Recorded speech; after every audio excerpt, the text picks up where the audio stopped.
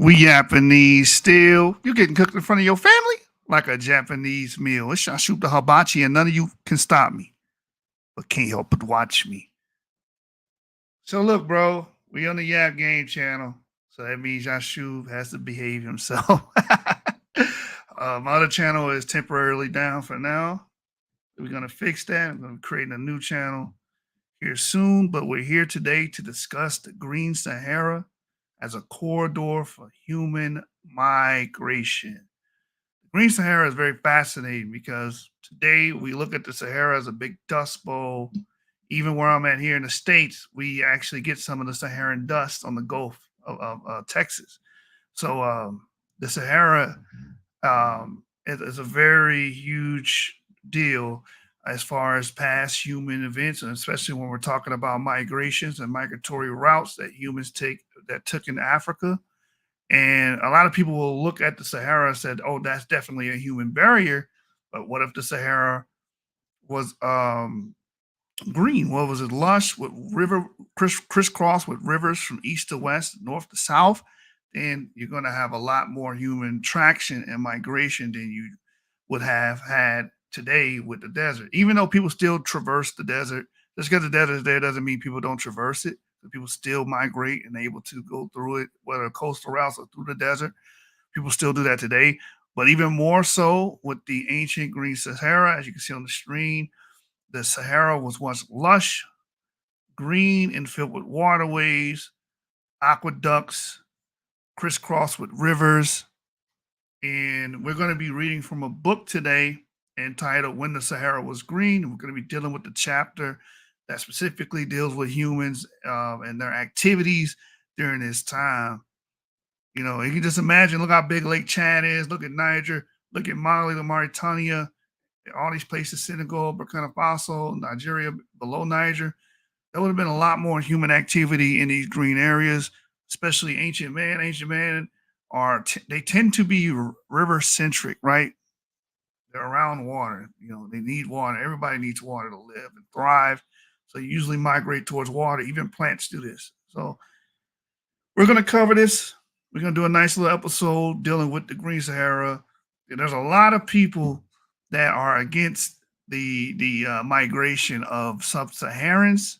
They believe that sub-Saharans were stagnant, which doesn't make any sense because within sub-Saharans you have RV-88 carriers, you have M78, EM78, which are E1B1B carriers, and T carriers that obviously come from Eurasian populations and come from further north. So that is telling you that, hey, these people are migratory and not static.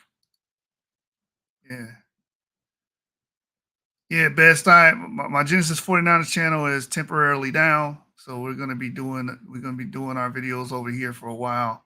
So I can get that one back up and get a backup channel. Yeah, I saw that too. I saw that long diatribe he gave us. Yeah, I know he does. I know that biblical DNA is a Eurocentric racist. We all know that. But anyway, the topic at hand here is the Green Sahara. And as you can see, these riverways did connect with each other and allow people to travel from east to west, north to south during this time period. Um, I'm going to go to our Facebook group, where we posted sources on this extensively. You guys should be able to see. This is from the Genesis 49ers resource group.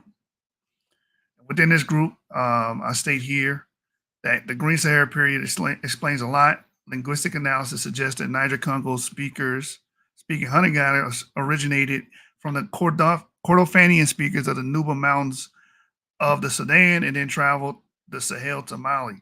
And that makes a lot of sense. Again, there would have been a lot more human traction during this period, a lot more people moving because the Sahara is not the desert that we know it is today, but it's going to be lush and green and filled with waterways. So let me see this. As you can see here, you can see that hypothetical trans-Sahelian migration going here. And then from that, a population would spread to Niger Congo languages. And then from there, the Bantoid languages would then spread into East and South Africa. All right. So, with that being stated, again, we got a couple sources here. Let's go here. So, Igbo ancestors in Western Sahara shows again that the Igbo descend from ancient Green Saharans from the north. It says with ancient gene flow approximately 9,000 years ago among Igbo, close quote, open quote, an exploration of the likeliest sources of admixture in our data suggested that hunter-gatherer admixture in Igbo was most closely represented by modern day Khoisan populations rather than hunter-gatherer populations. And the final quote here from this paper, open quote, given limited archaeological and linguistic evidence for the presence of Khoisan populations in West Africa, this extent hunter-gatherer admixture might represent ancient populations consistent with the presence of mass hunter-gatherer graves from the early Holocene period, comprising skeletons with distinct morphological features and with evidence of hunter-gatherer rock art dating to this period in the Western Sahara. So obviously, if the Igbo are mixing with these people that would have to be in those regions or to mix with these people, and these people are probably Khoisan related people, haplogroup A marker, hunter-gatherer people that these Igbos were mixing with approximately 9,000 years ago in the Western Sahara. I could actually show a image real quick and let you get back to the reading, just so they can see the Western Sahara. Sahara. So here's just an example of the Western Sahara. Oh wait, here's an example of the Western Sahara. So it will likely be somewhere around here where this mixture could have been taking place, because all of this is the Sahara. Since it's at the west, it's likely in this area because this is where you do have a lot of spotted rivers. They're called sometimes paleo rivers, and these are called mega lakes. But over here, there was a lot of rivers and lakes. And here's another map actually illustrating another example of the different rivers and lake systems that would have been in this western part of the Sahara. This would be like Mauritania and Mali, and I believe this would be Algeria somewhere or Morocco-ish area, but over here it's more so Mauritania and Mali. Right, and there's actually a country called Western Sahara on the coast. That is true, yes. Yeah. And it also talks about rock art. I can probably pull that up here in a second. I'll let you get back to the reading, though. I'll pull that up next. Okay. All right. So Well, yeah, actually, that very paper actually has a link that goes to the rock art. Yeah. Yeah. So that's that African Genome Variation Project shaped medical genetics in Africa. And genome. Let me pull it up. Genome project. So yeah, the genomes of the Igbos, the admixture is showing and painting a picture of the past that they were mixing with a group of people that would have been in the Green Sahara as well. Right? These people were definitely migrating. Yeah, Ezra had to switch up channels. Genesis 49ers is down for now. They got us. I got struck. So I'm going to make a backup channel for that just in case they take my channel from me, which could happen.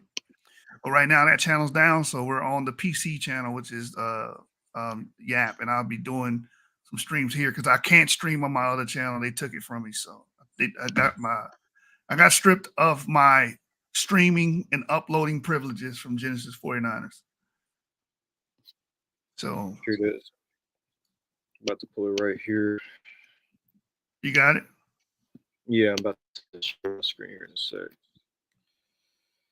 This was more so in Mauritania,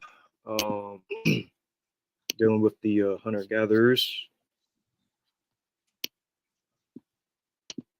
Right here.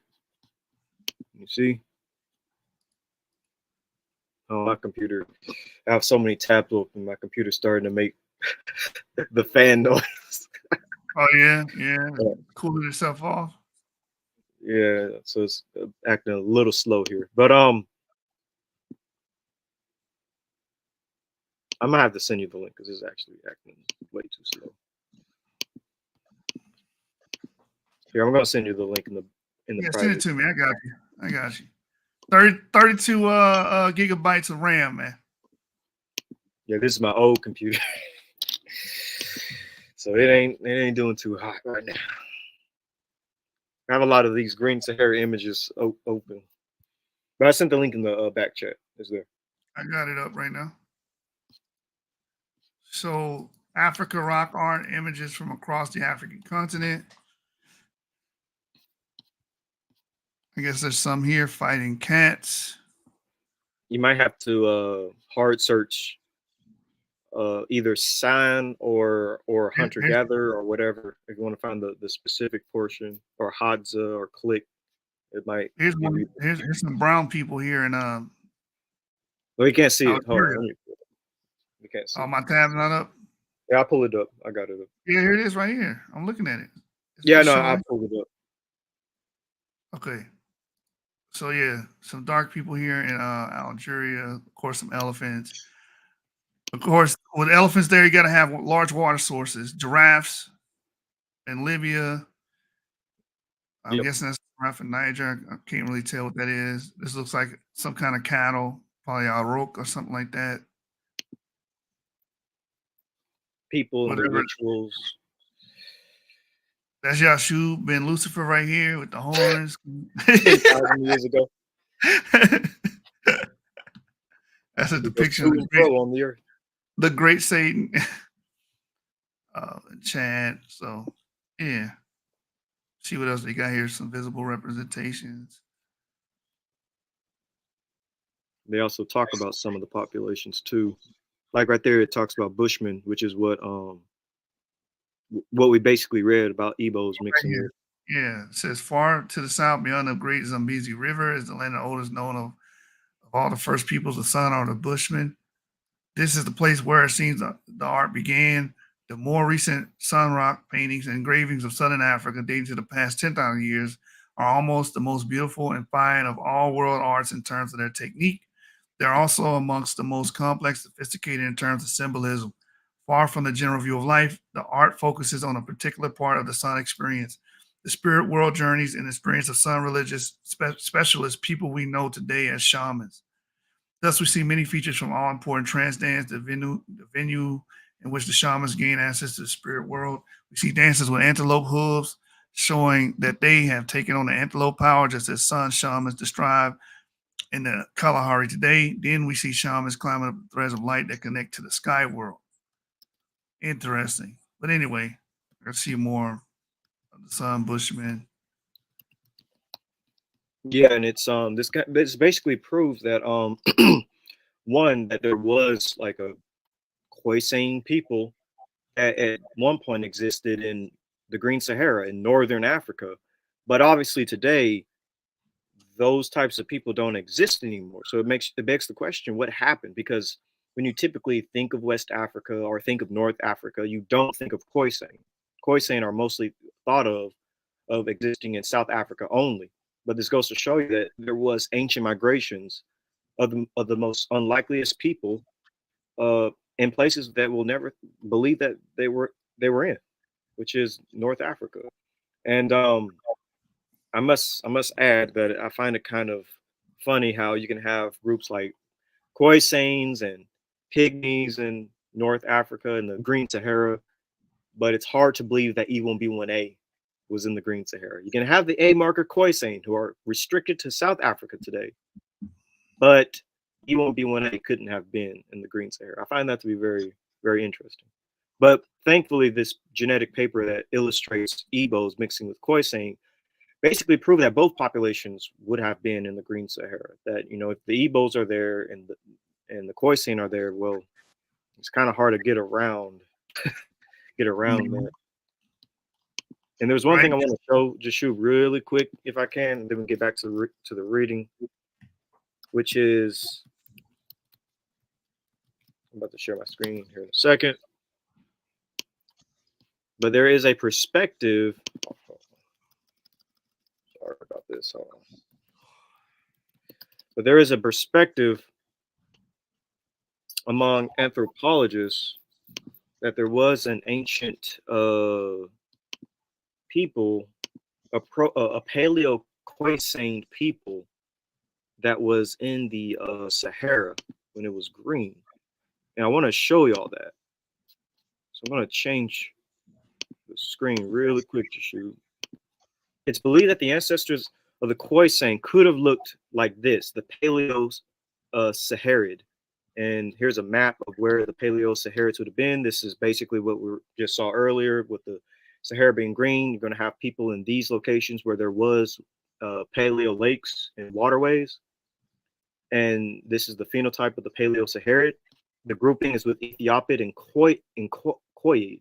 I'm going to push Khoiid so y'all can see. Here's the Khoiid. Today it's mostly in South Africa, but there does seem to be a few people who share this similar phenotype in North Africa still, so that's kind of interesting. But did you want to take a read of this real quick? And kind of, it's pretty yeah, it says Paleo-Saharan description, very ancient type, native to the Sahara Desert, related to Proto-Ethiopic, but possibly also shows traces of ancient Khoisans who were more widespread during the Paleolithic. About 20% of the Tobus in the Tibet Mountains still show this type. It is also present in Dawada of Libya and lower frequencies across the Sahara from the Haratins in the Maghreb to Sudanese. Yeah. And so, like it says, from Paleolithic times in the Sahara, this is likely what the ancestors of Khoisan would have looked like. Slightly almond-shaped eyes, but obviously they do look to be a bit darker than your average Khoisan. And again, this is your average Khoi people. This is your average Khoi phenotype. It's more lighter brown, but in the past it may have been a bit more of a medium brown. Is there anything you want to add to this before you go ahead and go to the next part? No, that's perfect. And those blotches, like it says, is matching up with the Tuareg and the Dawada.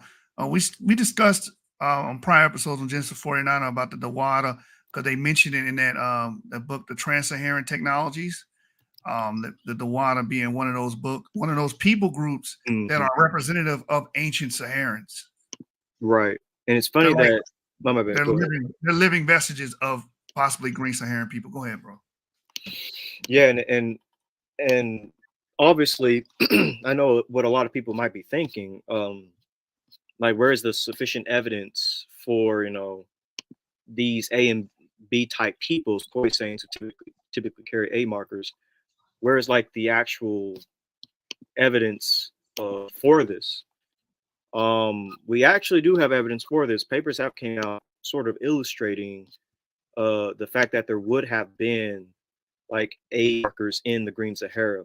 Here is a chart showing A3-M13. So you did have A markers that were in the Green Sahara, and it actually is unironically enough in the western part of the Sahara, where you have Mauritania and northern Mali, southern Libya. So that's Libya. I said Algeria earlier, but I think that's sorry. This is Algeria. Southern Algeria. This is Libya right there, but southern Algeria, Mauritania, northern Mali, and this is, I believe, southern Morocco, or is this Western Sahara? Western Sahara, yeah. Western Sahara, okay. And so this kind of fits with what the other paper said about Igbos mixing with Khoisan people in the Western Sahara. It seems to be pretty accurate based on right. And this cracks open the idea that the sub-Saharan Africans were static and had no migration again. Barring just ignore E1B1A because everyone ought to argue about that, even though E1B1A is in North Africa. They got their own specific clades. RV88 is obviously coming from the Balkans, obviously, and it's there. EM78 is obviously coming from a northern trajectory, and it's in Western Central Africa. It's in Burkina Faso. It's in Guinea. It's in even the places around the Chad Basin. It's there. So how are they static again when the population today consists of these markers that do not originate in these regions, and we have ancient samples with their Y chromosomes? See, E1B1A is like a ghost and mystery to us because we don't have any ancient specimens to call on, but not with RV88. You can't play that game RV88 because they're in colder regions. And, geneticists favored Europe for a long time. We know a lot more about Europe than we do about the interior of the continent, even more so than North Africa. So Yeah, there ain't no way of getting around this. RV88, we have samples, and they go back to the Balkans, and they're within the Chadic speaking peoples. Yes. Hmm. You can go to what you have, by the way. That's all I had. I just want to bring out the phenotype and the Y chromosome. Do you got the other chart? This is another great chart on that You're talking on the about you're talking about this with the that one dispersal. right there. Yeah, with the arrows. So it's again that's showing you the migratory routes and what these different haplogroups being in. Purple being RV88, some go north, some go south. E1B1A would be the green arrow. Some go north, some go south. That's what it's All telling you. directions.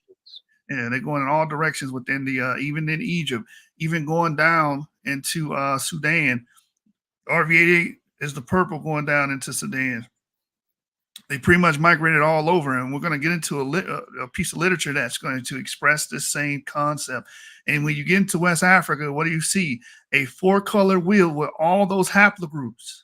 Mm-hmm. Yeah. The green being E1B1A, right? I believe the brownish or goldish one, tannish one, was AM13.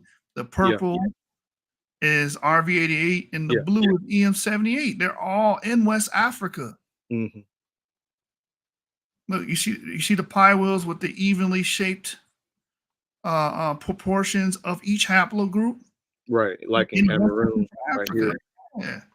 Cameroon and southern Chad and Niger. So yeah. Yeah, the Nigeria is like a tripartite state, if you will, because you got the E1B1A, you got the RV88 and the A markers. Yeah. Here. Then you go over to the coast, you still have a mixture of E1B1B and E1B1A. So that's showing you people migrated, mixed, and amalgamated with each other. Yes. They dispersed in all directions and had mixed with one another. Yep. Yeah, even towards Egypt. Look at Egypt. Egypt has that same pie chart that's evenly distributed between all four of haplogroups at some shape or some form in some distant part of time. You see that E1B1A would have been there, EM78 would have been there, RV88 and AM13. And as we read earlier, the Igbos have an admixture signal going back 9,000 years ago, mixing with potential A markers or hunter gatherers. In the Western Sahara at that. Yeah. Yes. Which would be again here. Was there anything else you wanted to go in on? No, I want to get back to this here. So basically, I was making, response to some racists on the internet on this about the Green Sahara because we have to. I don't know why we have to fight people on this, but I understand it. The idea of race has people thinking that if you are in the black race, then you can only talk about one portion of the planet, and you cannot talk about migration. You can't talk about demography. You can't talk about any of those things. You can't say that this migration may have came from somewhere else. But anyway, it's funny they say that as if E1B1A was the originator of West African autosomes, or if it was the originator of sub-Saharan African autosomes, even though it wasn't. Like sub-Saharan African autosomes, West African autosomes, they predate E1B1A. So it's funny when people say that. Right. So I basically was like going in on that crowd. When you lack basic reading comprehension skills, you make major errors and far-reaching claims. Paper stating the following, open quote, the sub-Saharan Y chromosomes in these North African populations thus originate predominantly from the earlier Green Sahara period, close quote. This is what the paper by Diana Tanasio, the sister, and the rest of the, oh no, this is Yali Shu. But Diana Tanasio does do a paper on this. And the other geneticists follow this, but basically saying the same thing. These sub-Saharan Y chromosomes, like AM13 and E1B1A, have had a origin within the Green Saharan period. And I also, my commentary mean that EM2 has always been in North Africa since the Green Sahara. Simple and to the point, genomic science is the enemy of racism because you have a contingent or a conglomerate of people that just don't like black people, and they try to relegate black people to just E1B1A. And again, sub-Saharan Africans are not just E1B1A. The RV88, the EM78, They are, of course, E1B1A, the E1A. They're different clades. Some of them are EM75, EM44, right, which is E2.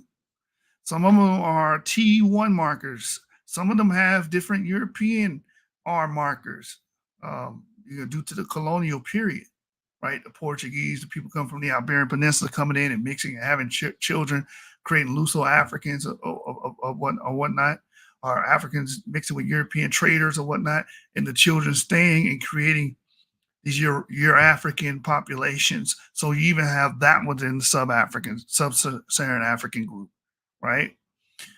So again, I always tell you guys, diversity is the enemy to racism, because once you show diversity, you destroy the idea of racial purism, because these are different lineages culminating and becoming a composite sketch or a mosaic of people instead of having a racial pure line. And here's the paper again that I was quoting from. All right, right here said the sub-Saharan Y chromosomes in the North African population thus originate predominantly from the earlier Green Sahara period, and it's talking about the Y chromosomes that they find in North Africa today. All right. Then Ivry, we already showed this picture, but he gives you a picture, an idea, an illustration of what the Green Sahara could have looked like.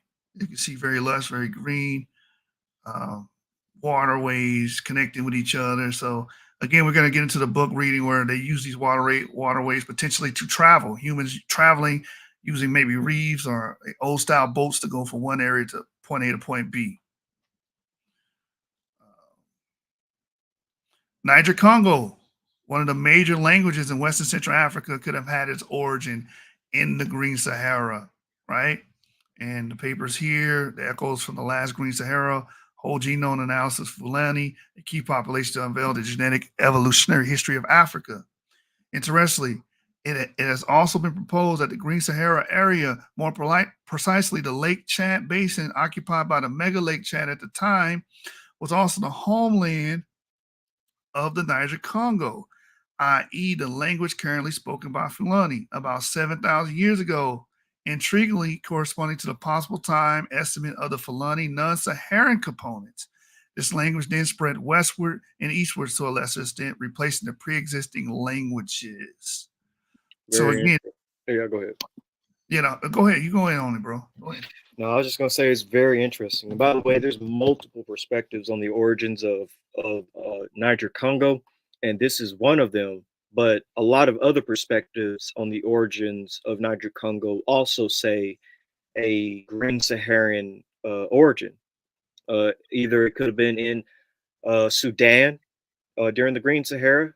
It could have been in the Western Sahel of the Green Sahara, so like Mauritania, Mali area. It could have been in the center of the Green Sahara, like with Mega Lake Chad. And just in case y'all might not be familiar with Mega Lake Chad, here's again a map of Mega Lake Chad. So basically, E1B1A, proto Niger Congo people would have been surrounding this lake, likely fishing and hunting, and they would have been firmly within the Sahara because this entire area, this is a Green Sahara map, so obviously. And also, again, this is just further evidence that E-M2 was in the Green Sahara, that the Niger Congo language would have been in the Green Sahara, and that it's quite ridiculous to say E1B1A or that Niger Congo people have never been in the Sahara, because there's an abundant amount of evidence that these populations were there. And as the paper said, they would have migrated east, and that's where you would get your Kordophonian languages, which is found in Sudan, because sometimes you might hear the term Niger Kordophonian, and that's typically in the Nuba Mountains of Sudan. And that's another reason why some linguists posit that Proto-Niger Kordophonian would have began in Sudan and migrated west. But again, the paper that Jashub just read posits Niger Congo being more in the, I guess you could say, the central Sahara, being near Lake Chad. But either way, from Lake Chad, they would have migrated west. Niger Congo peoples would have migrated west into Niger and Mali and Mauritania and Algeria and Libya, going towards this direction, and some going towards that direction. And maybe tonight we might get into more. Um, Here's another map of the of Lake Chad right here. We might get into more different places where Niger Congo could have formed, but we can see that with these rivers, you can easily tell that folks would have migrated along the river systems into different parts of Africa, going west and going east. And I want to see there's one more map I want to show just for the people. Again, another example of Lake Chad, Mega Lake Chad. You can see all the river systems that people would have been living on and eventually expanding into. So yeah, Niger Congo origin in the Sahara. Very important and very impactful. Right, right. So the image that we got here is from the same paper about the ghost Saharans and whatnot. And you can see the admixture includes a lot of autosomal components that come from other groups, um, and not solely sub-Saharan African, which would be gray. The Green Saharans would have had a smaller component of sub-Saharan African components. These people would have mostly have been a mixture of, as we see, some Anatolian, because the farmers and stuff coming in, some Levantine, some Moroccan, Northern African aspects in this, to make this mix of these ghost Saharans. The reason why they call ghost Green Saharans, because we know they existed, but we don't have bodies, with viable DNA. So, as you can see, these arrows all indicate migration vectors. This is the direction of people that are non-African coming into African regions and migrating within. This is possibly the time where we start seeing RV88 making their way here, right? That makes sense. EM78 coming down. That makes sense. And culminating, maybe some T markers coming. So, And with we that can't being forget about the Eurasian women as well. U, H, and N and M and Yep, women like that. H100, which is among the Fulani. Yep, yep.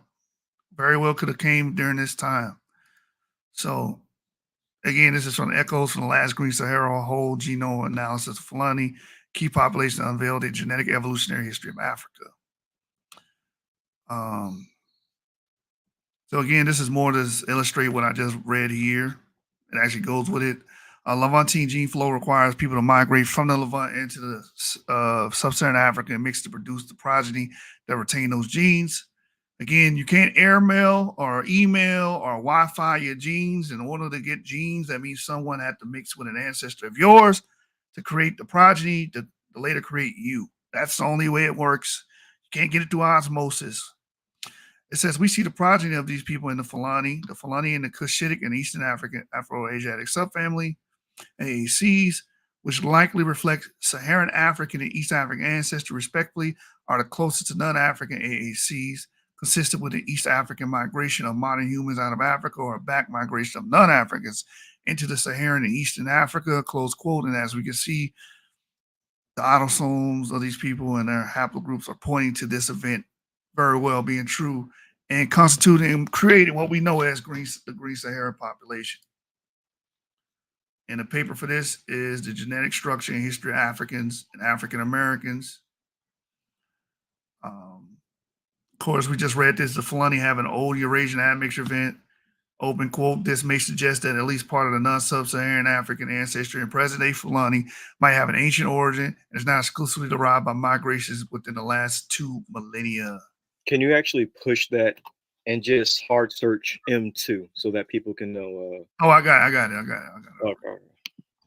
Right here, look. Open quote. The ancient Saharan hypothesis about the Fulani origin seem also to be supported by some analysis of the human Y chromosome. Fulani show a high proportion of a Y lineage, i.e. E1BM2/Z15939, dating back to the last Green Sahara. This lineage is observed at lower frequencies also in Western and Northern Africa, while it's absent in other sub-Saharan regions, pointing to a Green Saharan origin and the Fulani ancestors, close quote. So basically, EM2. Oh, my bad, go ahead. You got it. I was just going to say that EM2 is most definitely among the Fulani, and I believe it's actually one of the highest haplogroups among the Fulani.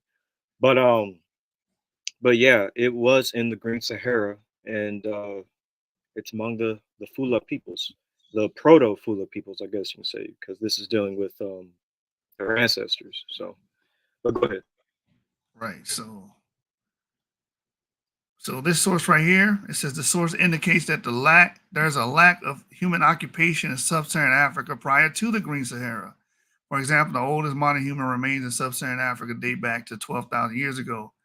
North African mtDNA U6 expanding during the Green Sahara period, which is in complete harmony with the EM2 clades making a similar trek into sub-Saharan Africa. So the Bayesian skyline plot of haplogroup U6 indicates three main episodes of population increase. Around the last glacial maximum just before 20,000 years ago, most likely a trace of Ibero-Maurasian expansions, expansions in North Africa, as mentioned above and discussed further in Pereira et al. In the late glacial, 12 to 15,000 years ago, coincide with the ranges for the age estimates of U6 branches in sub-Saharan Africa in our tree. So we see U6. U6 is a Eurasian marker. And again, how do you get Eurasian markers present day? They didn't have portals. They didn't have airplanes. She didn't fly on an airplane. They migrated and made a trek through the Sahara. Wait a minute, Yeshu. You're telling me that sub-Saharan African men were mixing with Eurasian women? Yes. Say it ain't so, Sway. Yes, indeed. They copulated with Eurasian women. That's why. Johnson, man. Right. Even H100, we found one of the slave burials, I believe, in Charleston. One of the slave burials had an H100, and they labeled it as Fulani. Because it was like, oh, that's how they got it, because they are known to have a Eurasian mixture with some of those women dating back to ancient Eurasia. So right here, or Europe, it says here, coincide with the range age estimates of U6 branches in sub-Saharan Africa in our tree. And number 3, in the last 5,000 years, with the acceleration in the last approximately 2,000 years. The main feature of the glacial period in Africa was high aridity, with the expansion of the Sahara hundreds of kilometers southward. So a lot of people don't know this. During the last glacial maximum, the Sahara was bigger than it is today. As a desert, it was a lot bigger. This probably prevented contact between North African and sub-Saharan populations, explains the scarcity of evidence for human occupation during this period. That's why it's important to understand geological time and the events, right? And the weather and the climates. Right, because during this time, West Africa wasn't lush and green like it is. Most of the people would have to live towards the coast because of how big the desert was during the last glacial maximum. It says this probably prevented contact between North African and sub-Saharan populations, explains the scarcity of evidence for human occupation during this period. During the African human period, 14.7 to 5.5 thousand years ago, the North and Central African climate was more moist than today. The expansion of rainforests in the equatorial Africa and combined with the movement of monsoon rains northwards resulted in the greening and occupation of the Sahara, probably potentiating the population increase associated with U6 observed in the BSP and the movements into Eastern and Western Africa. So that's the Bantu speakers right there, right? With the rise of several U6 sub-Saharan clades, for example, U6A2A, U6A2B, U6A3C, and U6A3F. Like, there's no way around this. How do you get these Eurasian clades here? The women migrated south. That's how. They most likely did it during the wet phase of the Sahara. Because during the late glacial maximum, when there was ice sheets in Europe, there was hyperaridity going on in the Sahara. So the most parsimonious explanation of how the U6 markers got to sub-Sahara is during the time that's known as the Green Sahara period. It says the 5,000-year increment might correspond to the expansion of indigenous communities triggered by the spread of agriculture into the Maghreb, and the more recent acceleration of the further expansion set by motion by the Arab conquest of North Africa and Iberia, which led to profound cultural, religious, and linguistic changes. So again, the human demography history here, it's just telling. It's telling. U6 being within sub-Saharan African populations, it's very telling of past movement and migrations of peoples. A lot of people will probably be unaware of that and never think that Eurasian mitochondrial lineages like U6 was in sub-Saharan Africa. Most people assume sub-Saharan Africa is basically 100% L, whether it's L1, L2, L0, L3, whatever. That's what most people assume, that everything in sub-Saharan Africa is just L. But that's not the case. You actually have Eurasian women from ancient migrations. You actually have Eurasian mtDNA chromosomes in sub-Saharan Africa. I think that's very, just extremely interesting. Yeah, it's a very diverse location. Yeah, and this is from the supplementary information of biomolecular insights into North African related ancestry, mobility, and diet in 11th century Al-Andalus. My brother was bringing it up. Also, we talked about this before, the material culture showing a connection between North and South Africa. And these all the sites.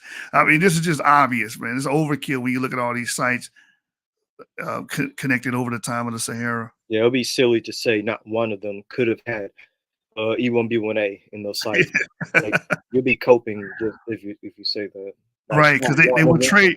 They were trading with people in the ancient kingdom of Ghana, right here by Walata and everything. They were trading with these people, going back and forth, back and forth. Mm-hmm. So, I mean, from there, let's go to the book. I'm done with that. So, yeah, let's get to the book. When the Sahara was green, you know what they're gonna do next, Avery? Debunk the book. They're gonna, yeah. You already know what I was about to say. Even though the book was written by like an actual scholar in the field who actually like went out and did the research, but of course these people in their mother's basements have all the knowledge in the world, and they don't have to listen to academics.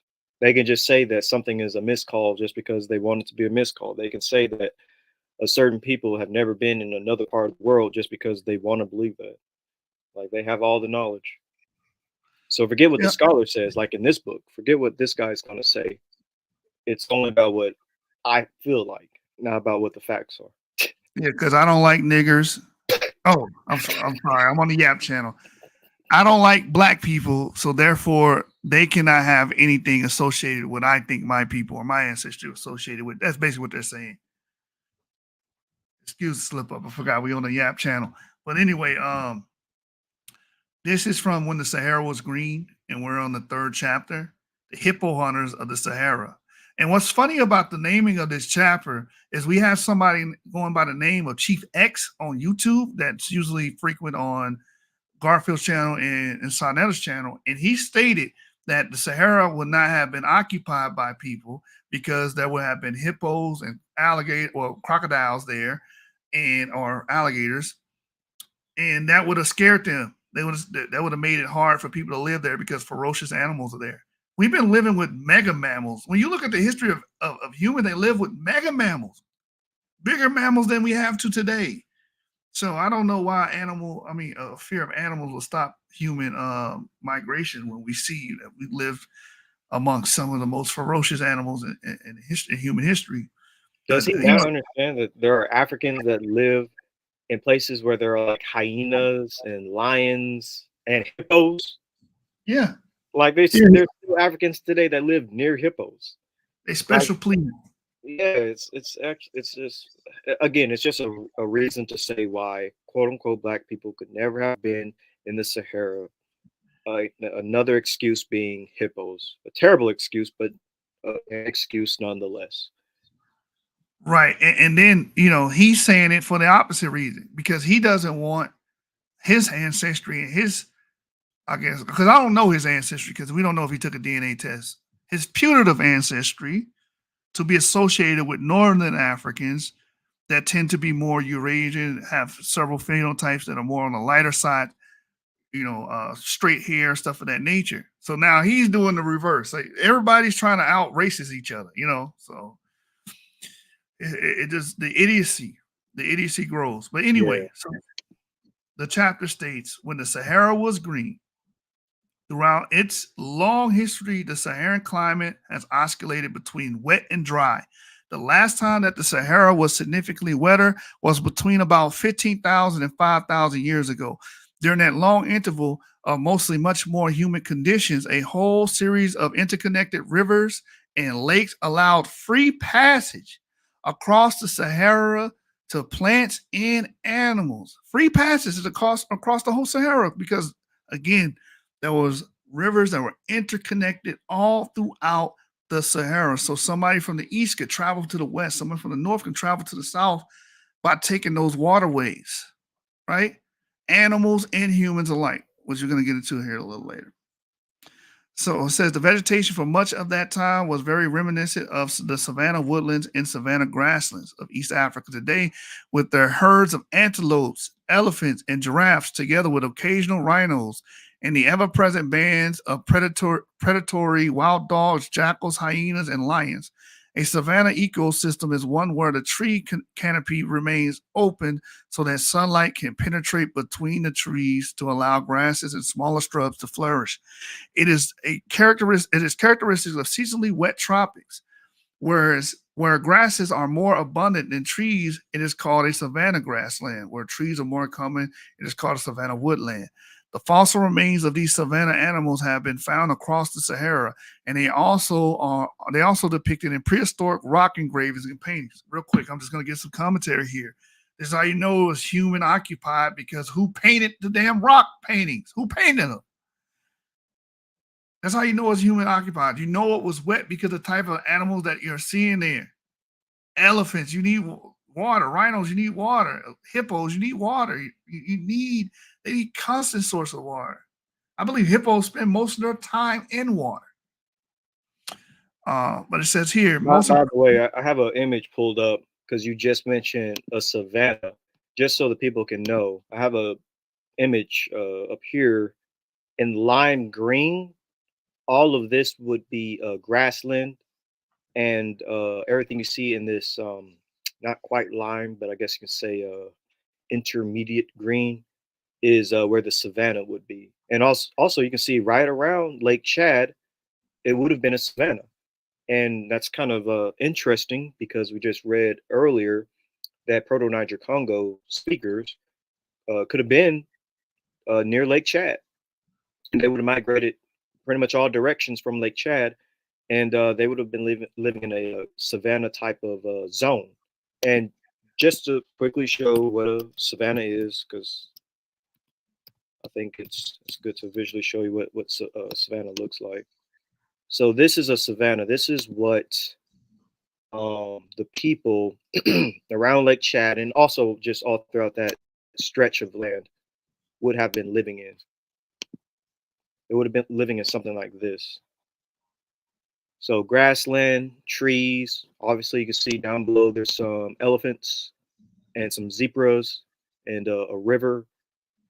So yeah, this is obviously a type of climate that people can live in. This fauna and flora is extremely livable. It's not a barren desert. You can you can live in that. You can set up a house there. So yeah, that's a savanna. And again, just to show you, this entire stretch of land right here would have looked like that. Basically, the Sahel area, near in southern Sahara. Excuse me. But go ahead. right. All right, so the fossil remains of these savanna animals have been found across the Sahara, and they are all also depicted in prehistoric rock engravings and paintings. More impressive still are the fossil remains of aquatic animals, large and small. The larger animals include crocodiles, hippos, turtles, and Nile perch, which are found as fossils in lakes. So again, that's showing you that the desert wasn't always a desert; it was inundated with water, riverways, you had to be for these animals to live. Sorry to It says, stop you again, but I'm mhm. just going to switch really quick. Here's a rock art of animals. Switch the screen over. Yeshub just talked about rock art, and here's just an example of the various animals and people. Because you can see right here, hold on, you can see right here, people, looks like some of them are on top of animals. Then you also see like cattle, which was a big thing back then, and other types of animals, probably zebras and stuff, whatever. But yeah, so this picture right here. I think it was in, let's see, this is in northeast Chad. So, and again, Chad is sort of where proto Niger Congo people would have been at, because Mega Lake Chad, Chad, that's where people would have been. So, anyways, going back to what you was reading. All right. So it says, which are these, hippos, turtles, now perch, and crocodiles, which are found as fossils in lakes across the central and southern Sahara at the time when the Sahara could aptly be described as green. The smaller aquatic creatures include amphibians that were able to traverse the entire desert and aquatic snails that were confined to permanent rivers and lakes. The fossil shells of these aquatic snails are common in the sediments of former lakes that were scattered across the entire Sahara. So the entire Sahara was green and wet. That's how you got snails. That's how you get crocodiles, turtles, etc., etc., etc. It says, even more intriguing than the remains of crocodiles and hippos are the tantalizing remains of domestic Neolithic cattle, which used to graze across what is now bare and waterless desert and first appeared in the Sahara about 7,400 years ago. The Neolithic period began about 12,000 years ago in the Near East and marks the end of the late Stone Age in that region. It refers to the time when humans first domesticated plants and animals and began to use polished stone implements, but had not yet discovered how to use metals. Cattle were obviously highly prized by the nomadic pastoral owners because they also appear as multicolored paintings on suitable rock surfaces on sites as far as removed as Tassili in Algeria, a sandstone plateau in Saharan southeast Algeria, and Jebel Ouanat, a 1,934 meters high mountain sitting astride the present day frontiers of Libya, Egypt, and Sudan in the far southeast of the now hyper arid Libyan desert. Is a Table 3.1 is a summary of the type of evidence used to reconstruct prehistoric environments in the Sahara. In the following sections, I discuss how such evidence has been used to reconstruct the kinds of environments that were present in the Sahara during this final wet phase when the desert became green for the last time. A land of lakes and rivers. In the prologue and introduction to this book, I describe my journey to Adrar Bos, an isolated mountain in the geographical heart of the Sahara. One of the things that become obvious during our first few days at Adrar Bos, when we saw the remains of the former sandy beaches and freshwater snail shells, was that the relatively deep freshwater lake had once occupied the wide valley located near the southern margin of the mountain and bounded to the south by a long, narrow ridge of rock that was currently becoming concealed beneath large climbing dunes. On a still and quiet night, the eerie reverberations from the avalanching slip face of the dunes sounded like some ghostly distant drummer. In fact, the early French Saharan explorers used to refer to this strange desert music as La Tambor des Dunes, or the drum beat of the dunes. The local nomads had more picturesque descriptions, including the jinns or the genies. And then here's Table 3.1, giving all of the evidence they used to reconstruct. They used geology, soils, fossil soils, lake and lake sediments, wind-blown sediments, desert dust, dunes, sand plains, glacial deposits, moraines and features of glacial erosion, biology. Again, biology would go with human remains, animal remains, stuff of that nature, right?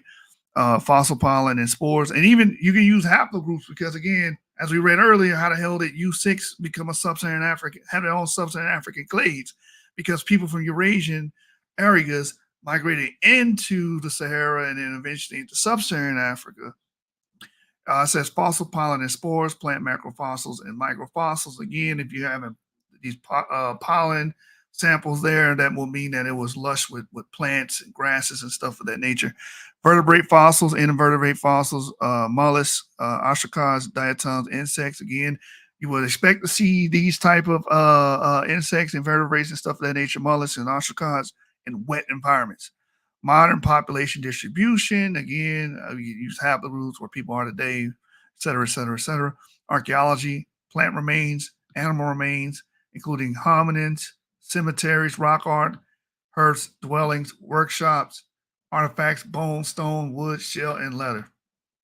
So back to the reading. Right. It says the lake had been deep enough to accommodate a rich fauna of fish, reptiles, and aquatic mammals, including Nile perch, catfish, turtles, crocodiles, and hippos, as well as aquatic birds. We found the remains of these in the prehistoric middens that we excavated, scattered across the Sahara at this time, roughly 9,000 years ago. There were abundant lakes and streams, so it's no surprise that French archaeologists refer to this period as the Sahara of lakes. Some of these lakes were huge, such as the vastly expanded Lake Chad, which first arose during the Miocene, and the lakes in southwest Libya. Others were large but not huge, while others again were relatively small, including the Lake of Adrabos and scattered lakes elsewhere in Niger and Chad, as well as Mauritania, Mali, Algeria, northern Sudan, and the western desert of Egypt. Many of the lakes were connected to rivers, allowing plants and animals to migrate from the well-watered northern and southern borders of the present Sahara into the now arid interior. So there's your migration right there. It says here, it is hard to imagine that now perch, turtles, crocodiles, and hippos could have reached our dry bowels unless there were a more or less continuous network of river channels flowing from places like the Nile and the Chad basins far into the Sahara. So we already know the Nile, that's in the east, that's in Egypt and Sudan. They're saying that you have a network of rivers that connect that will allow migration from the Nile to the places like the Chad basins and far into the Sahara. So anybody going against this is my commentary here. Anybody going against this is just weird. Obviously, there was migration. Obviously, humans were trekking up and down, east and west, throughout the Green Sahara. It says because much of the evidence of these former channels now lies deeply buried beneath desert dunes and sand sheets, it is not easy for the modern traveler to imagine how different things were even as recently to a geologist as mere 5,000 years ago. However, traces of these ancient river channels are clearly visible on satellite imagery and have also been revealed by radar. The great French Saharan naturalist and polymath Theodore Monod, who has an attractive city square named after him in the Latin Quarter of Paris, noted the presence of relic populations of pothos monkeys and baboons in sheltered valleys of the Aïr Mountains. He considered that these simian refugees were descended from ancestral populations. I want y'all to hear this. I want y'all to hear this because this is going to go into the human migration too, because these animals are migrating no problem. The crocodiles, the giraffes, the snails, everybody else, the animals are migrating with no issue. Now we got the baboons and the monkeys migrating to the Aïr Mountains. If Avery, while I'm talking, can you pull up the Aïr Mountains and where that's at in the map? Right.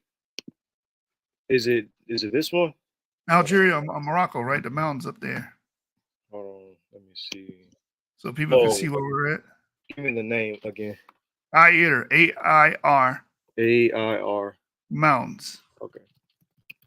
I believe it's in Morocco, Algeria, somewhere around there. Pull it up so that people can see it. All right, here we go. All right, type in map. Type in map. Map. Yeah, it's in Niger. Niger. The Aïr Mountains. Yeah, let me push this and give me a second. What is now considered the Sahara Desert. Right here. Right. So what we're reading about is that there are monkeys that are here, and they're not originally from there. They migrated northward. So monkeys, these animals, they're easily migrating during this period. All right, so let me go back to. So monkeys can do it, snails can do it, hell, plants can do it, but humans can't. Come on, get the hell out of here. Anyway, yeah. Oh my God, can you see my screen? Yeah. Oh, you said language. You said language. Oh, my bad. I gotta remember where I'm at. Anyway, he said he considered that these simian refugees were descended from ancestral populations of monkeys and baboons that had originally migrated from the Western African rainforest during wetter times, when the forest was linked to the mountains by streams flanked by gallery forests, which extended like long green fingers deep across the present desert. Once the climate became dry and the streams ceased to flow, the monkeys retreated to their present refuge in the mountains, which being high received more rainfall than the surrounding arid plains, and there they remain today, a relic population from a wetter times past. A good example of the present day desert river is the Awash River, which flows from the well watered Ethiopian highlands down to the Afar Desert, which it disappears into the shallow lake at the end of its present channel. All along its present course through the desert it is flanked by other dense thickets of the thorn trees and shrub, providing food and shelter to herds of animals that would otherwise be unable to survive the rigors of the surrounding desert. The river itself is home to various species of fish, as well as carnivorous crocodiles and herbivorous hippos. Fetching water from the Awash is always exciting. Similarly, the occasional venerable olive trees found today in the sheltered sites in the northern Ayer Mountains and in deep ravines on the slopes of Jebel Mara volcanic massif in northwest Sudan are remnants of once more luxuriant population of Mediterranean trees that had moved progressively southwards across the once green Sahara. So again, we have crocodiles, snails, mollusks. We have these different species all migrating here. But for some reason, you have people that don't understand that humans can migrate. And now we got Mediterranean trees that are making their way into these regions. Again, it says once more luxury population of Mediterranean trees that had moved progressively southwards across the once green Sahara when great rivers flowed south from the Atlas Mountains into the south central Sahara, traversing much of the present desert and also enabling humans. I want y'all to hear this because this is a foreign concept to some people, certain people, especially when we're talking about sub-Saharan Africans. Enabling humans to move along these drainage channels. Today, the River Nile is only the river that maintains its course through the desert country of the Eastern Sahara, losing much of its water during its long course northwards to the Mediterranean Sea. Recent work by British geographer Nick Drake and his colleagues using satellite imagery and ground penetrating radar supplementing by local fieldwork has shown how the Sahara was crisscrossed by a series of interconnected rivers and lakes that allowed easy passage across what is now a waterless desert for a wide variety of plants and animals during a long human interval between about 15,000, 5,000 years ago. Different prehistoric groups of hunter-gatherers. I want y'all to hear this. This is the most important part. If y'all don't hear anything else, hear this part because you got a lot of neo-Nazis on the internet claiming that people did not migrate. People were stuck and static. Different prehistoric groups of hunter-gatherers made use of these waterways in their occupation of vast tracts of the Sahara. What did we just read earlier? We read earlier that the Sahara was crisscrossed by a series of interconnected rivers and lakes that allow easy passage across what is now a waterless desert. And now we just read that different prehistoric groups of hunter-gatherers made use of these waterways in their occupation of vast tracts of the Sahara. So there were people moving. I think the map I have right here is a pretty good example of how it could have looked. It shows like mountain range, the rivers, the savannas. Like basically, the light green would be the savannas, and I believe the darker green would be more so like trees and stuff, like forests and stuff. Like there would have been a lot of rivers in the Green Sahara, and a lot of mega lakes. So it makes sense why we are seeing animals move and why we are seeing humans move. And again, the source that Jeshu read earlier tonight was that Proto-Niger-Congo people were right here near Mega Lake Chad. And just zoom out, Mega Lake Chad, which is more so like the central Sahara area. It's like in the center. And there we can see that a lot of rivers are connected to it. So a lot of animals would have been connected to it, and obviously people are connected to it. They were fishing, hunting, being hunted, and mating and stuff. Right. So, and we read Mediterranean trees. are migrating into the Sahara as well and going south into these regions as well. Yeah, Mediterranean species of trees. Mm-hmm. So everything else is migrating, but when we get to humans, well, even B1A specifically, when we get to them, yeah, we get to them, they're static. They're yeah, you won't B1A doesn't go anywhere, but everybody else goes somewhere. Everything else and everybody else, even right. The Khoisan can even be in North Africa, but not the evil Right, right. So again, hunter gatherers, this could included A, B markers, included E markers, included some RV88 markers. These people came in, they were able to do what they had to do and traverse the region because the rivers allowed for easy passage. Mm-hmm. Yeah. Tell me when you're ready to go back to your reading now. Flip back. I'm ready right now. It says here, different prehistoric groups of hunter-gatherers made use of these waterways in their occupation of vast tracts of the Sahara.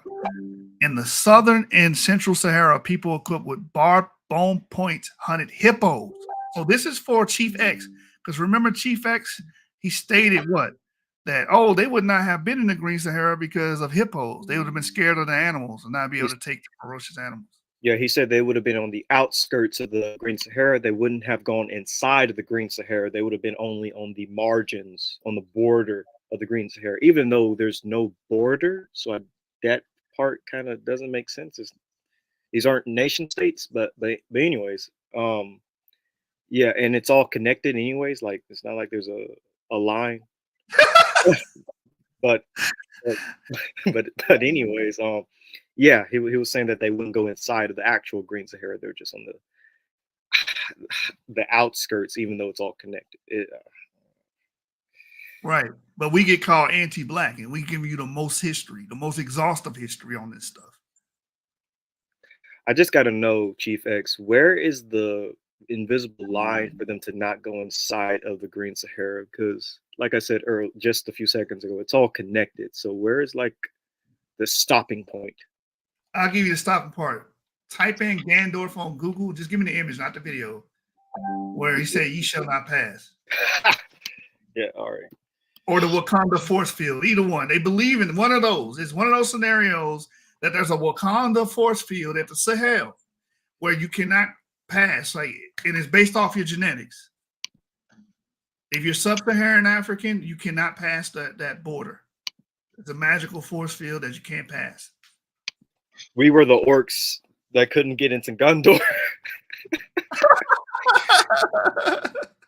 Ye shall not pass. This is what these guys believe. This is what these neo-Nazis on the internet believe, that sub-Saharan African people could not migrate and they were static throughout the duration of history. They believe that even though sub-Saharan African populations are diverse, they have different patrilineages and different matrilineages coming from different groups of people, coming from Eurasians. Even Sister Shari, she has a marker that has ties to ancient Egypt.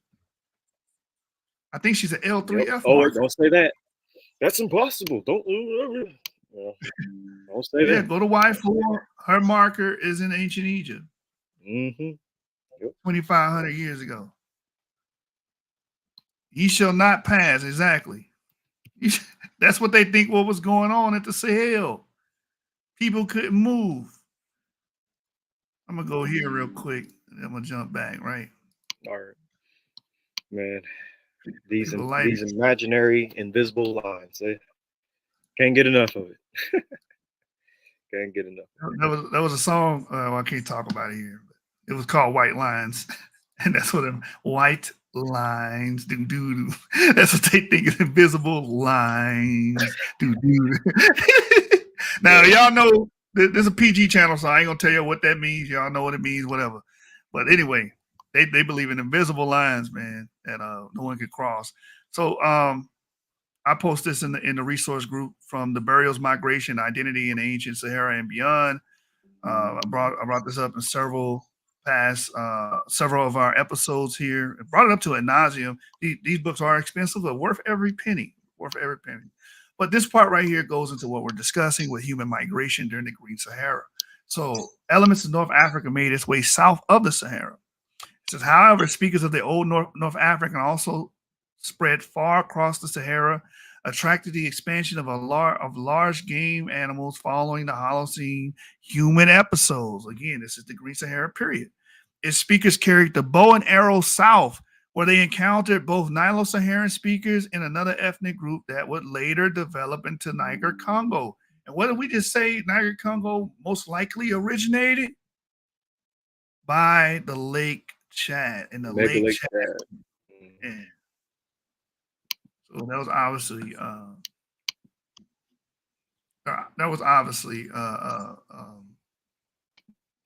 migration. Human movement. Let me see. Read this real quick. Proof that sub-Saharan Africans were in North Africa, Europe, and the Middle East. This will place our. What you're reading. Wait, y'all couldn't see that the whole time? Yeah, so y'all didn't see this? This is what I was reading from: the burials, migration, and identity in the ancient Sahara and beyond. And now I'm reading from here. Yeah. Proof that sub-Saharan Africans were in North Africa, Europe, and the Middle East. Open quote, this would place our inferred transcontinental migration in the early Neolithic, when several pastoralist societies of southern Spain and northern Africa showed similar cultural traits in human contacts, resulting from herding and fishing expeditions might have taken place over the Gibraltar Strait. Open quote, based on the correlation estimates, we can place such an origin in northern Africa around at least 8,000 years ago, possibly associated with the east to west population movements that shaped the mitochondrial profile of both North Africa and the Levant. From there, an even deeper origin would be in Western Africa, where its radiation might have followed other L3 clades, which are known to have expanded from here during the advantageous climatic conditions that span several millennia. Close quote, i.e., these people migrated, these people moved, these people didn't stay in one spot. And as we just read in the book, the fact that the Sahara was crisscrossed with different river waterways, it made it easier for passage by humans, animals, and plants. So the plants are going to migrate where the water is, the animals are going to migrate to where the water is, and humans are as well. Right? And that's from the paper Over the Sands and Far Away, Interpreting an Iberian Mitochondrial Lineage within ancient Western Africa, with an ancient African origin. All right, so that's the same thing. So, and I brought that out earlier. All right, so let's go back to the book. Stop that there and go back to the book. Did you want to show something, Avery? I see you got something loaded there. I'm gonna wait and see what else the book says before I show that next image. All right, cool. Anyway, so in southern and central Sahara, people equipped with barbed bone points hunted hippos. So if Chief X is watching and you ever watch this clip, you're wrong. They actually went to go hunt these damn hippos. They went to go hunt the hippos, and they were not afraid, or at least that afraid, when they were not living and traversing these regions. So hunted hippos, crocodiles, turtles, and now perch in many of the small lakes that were scattered across this vast region. Further north, there was less of a focus on harvesting aquatic foods and more on hunting savanna animals using spears armed with stone points, as well as bows and arrows. The arrows were tipped with a distinctive type of stone arrowhead that was widespread across the northern Sahara. It was not continuously wet, but between 15,000 and 5,000 years ago. More arid intervals were interspersed throughout this time. During the drier climatic intervals, there were suitable refuge areas available in upland areas as well as in lowland areas endowed with permanent groundwater springs. In some localities, intense deflation immediately upwind of isolated sandstone hills during drier intervals created wind-scored hollows tens of meters deep. The base of these hollows sometimes intersected the local water table, and a small lake came into being. And one such site, located 35 kilometers southeast of Adrabos, I found embedded in the finely layered silts of the former lake the flattened remains of fossilized fish, complete with scales that died more than 5,000 years ago. And again, if you're going to have fish, you're going to have water. This is very simple, very, very elementary at this point. Now we're going to get into this because we dealt with the flatworms that are within the Yoruba. There's a paper that said there was a mass migration coming from the Great Lakes or coming from Egypt into Western Central Africa, and the flatworms and Yoruba people or West African people in general is the evidence of it. It's a human parasite. So we're going to deal with that as well, and the snails as well here. Before you go too deep into that, I just want to touch on something really quick. So, just to summarize what you just said, you went into the barbed points and you went into them hunting hippos, and basically, and you went into them fishing these populations in the Sahara. So that's very interesting because all of this basically points to human populations living off the coast of like rivers and lakes. And I have an image right here of a group of people known as the Kefians. This is a painting, and it shows them doing exactly that. You can see them with their barbed points. You can see them with fish, and you can see them in the background there on little canoes, and you have their huts and stuff. And this is actually like a savanna type of environment that we see. So these are ancient Saharans, right, that we're looking at, the Kefians. These are Saharan men and women and children um, in the Green Sahara. Um, Here's another image of Saharan men, Kefians, and some anthropologists will even posit that the ancestors of modern day West Africans, the ancestors of like, I guess you can say E1B1A populations, they actually would have been, they possibly could have been Kefians, these Green Saharan populations and people. And as you can see with the depiction of these Kefians, um, they do look like there's like a slight Eurasian um Western African mix. Phenotypically, they seem to like kind of be intermediate, is what I'm saying, in phenotype a little bit. Um, but yeah, but this is just showing again people living off the coast, as you can see in the background, living off the coast, hunting, having barbed points, and also we even see cattle in the background. Around this time in the Green Sahara, roughly 8,000 years ago, you would have had pastoralism. You would have had people raising cattle and things of that nature. So, yeah, these are just a good visualization of what was going on. Is there anything you want to add before you go into the next reading, or? Now, that's beautifully illustrated. That's what we would have seen. You got a fishery scene here. You got the water shore there. You even see that they're pastoralists. So, very beautiful scene. We know that these people that had elements of pastoralism. We know they had the animals because of the cave drawings. And again, for Professor X, whatever his name is, Chief X, you need humans to create cave drawings. Like, I don't know how dense can you be, but you need humans to write and draw on the walls. Who do you think is making those drawings? But yeah, great illustration. Yep. And we can get back to your reading. All right, so now we're on the prehistoric feast and parasites. Let us return to our dry boss in its former lake. Can you pull up a map where our dry boss is located to while I'm doing this? Give me the name real quick. ADRAR. ADRAR. I've heard of it. BOUS. BOUS. Yes, a dry boss.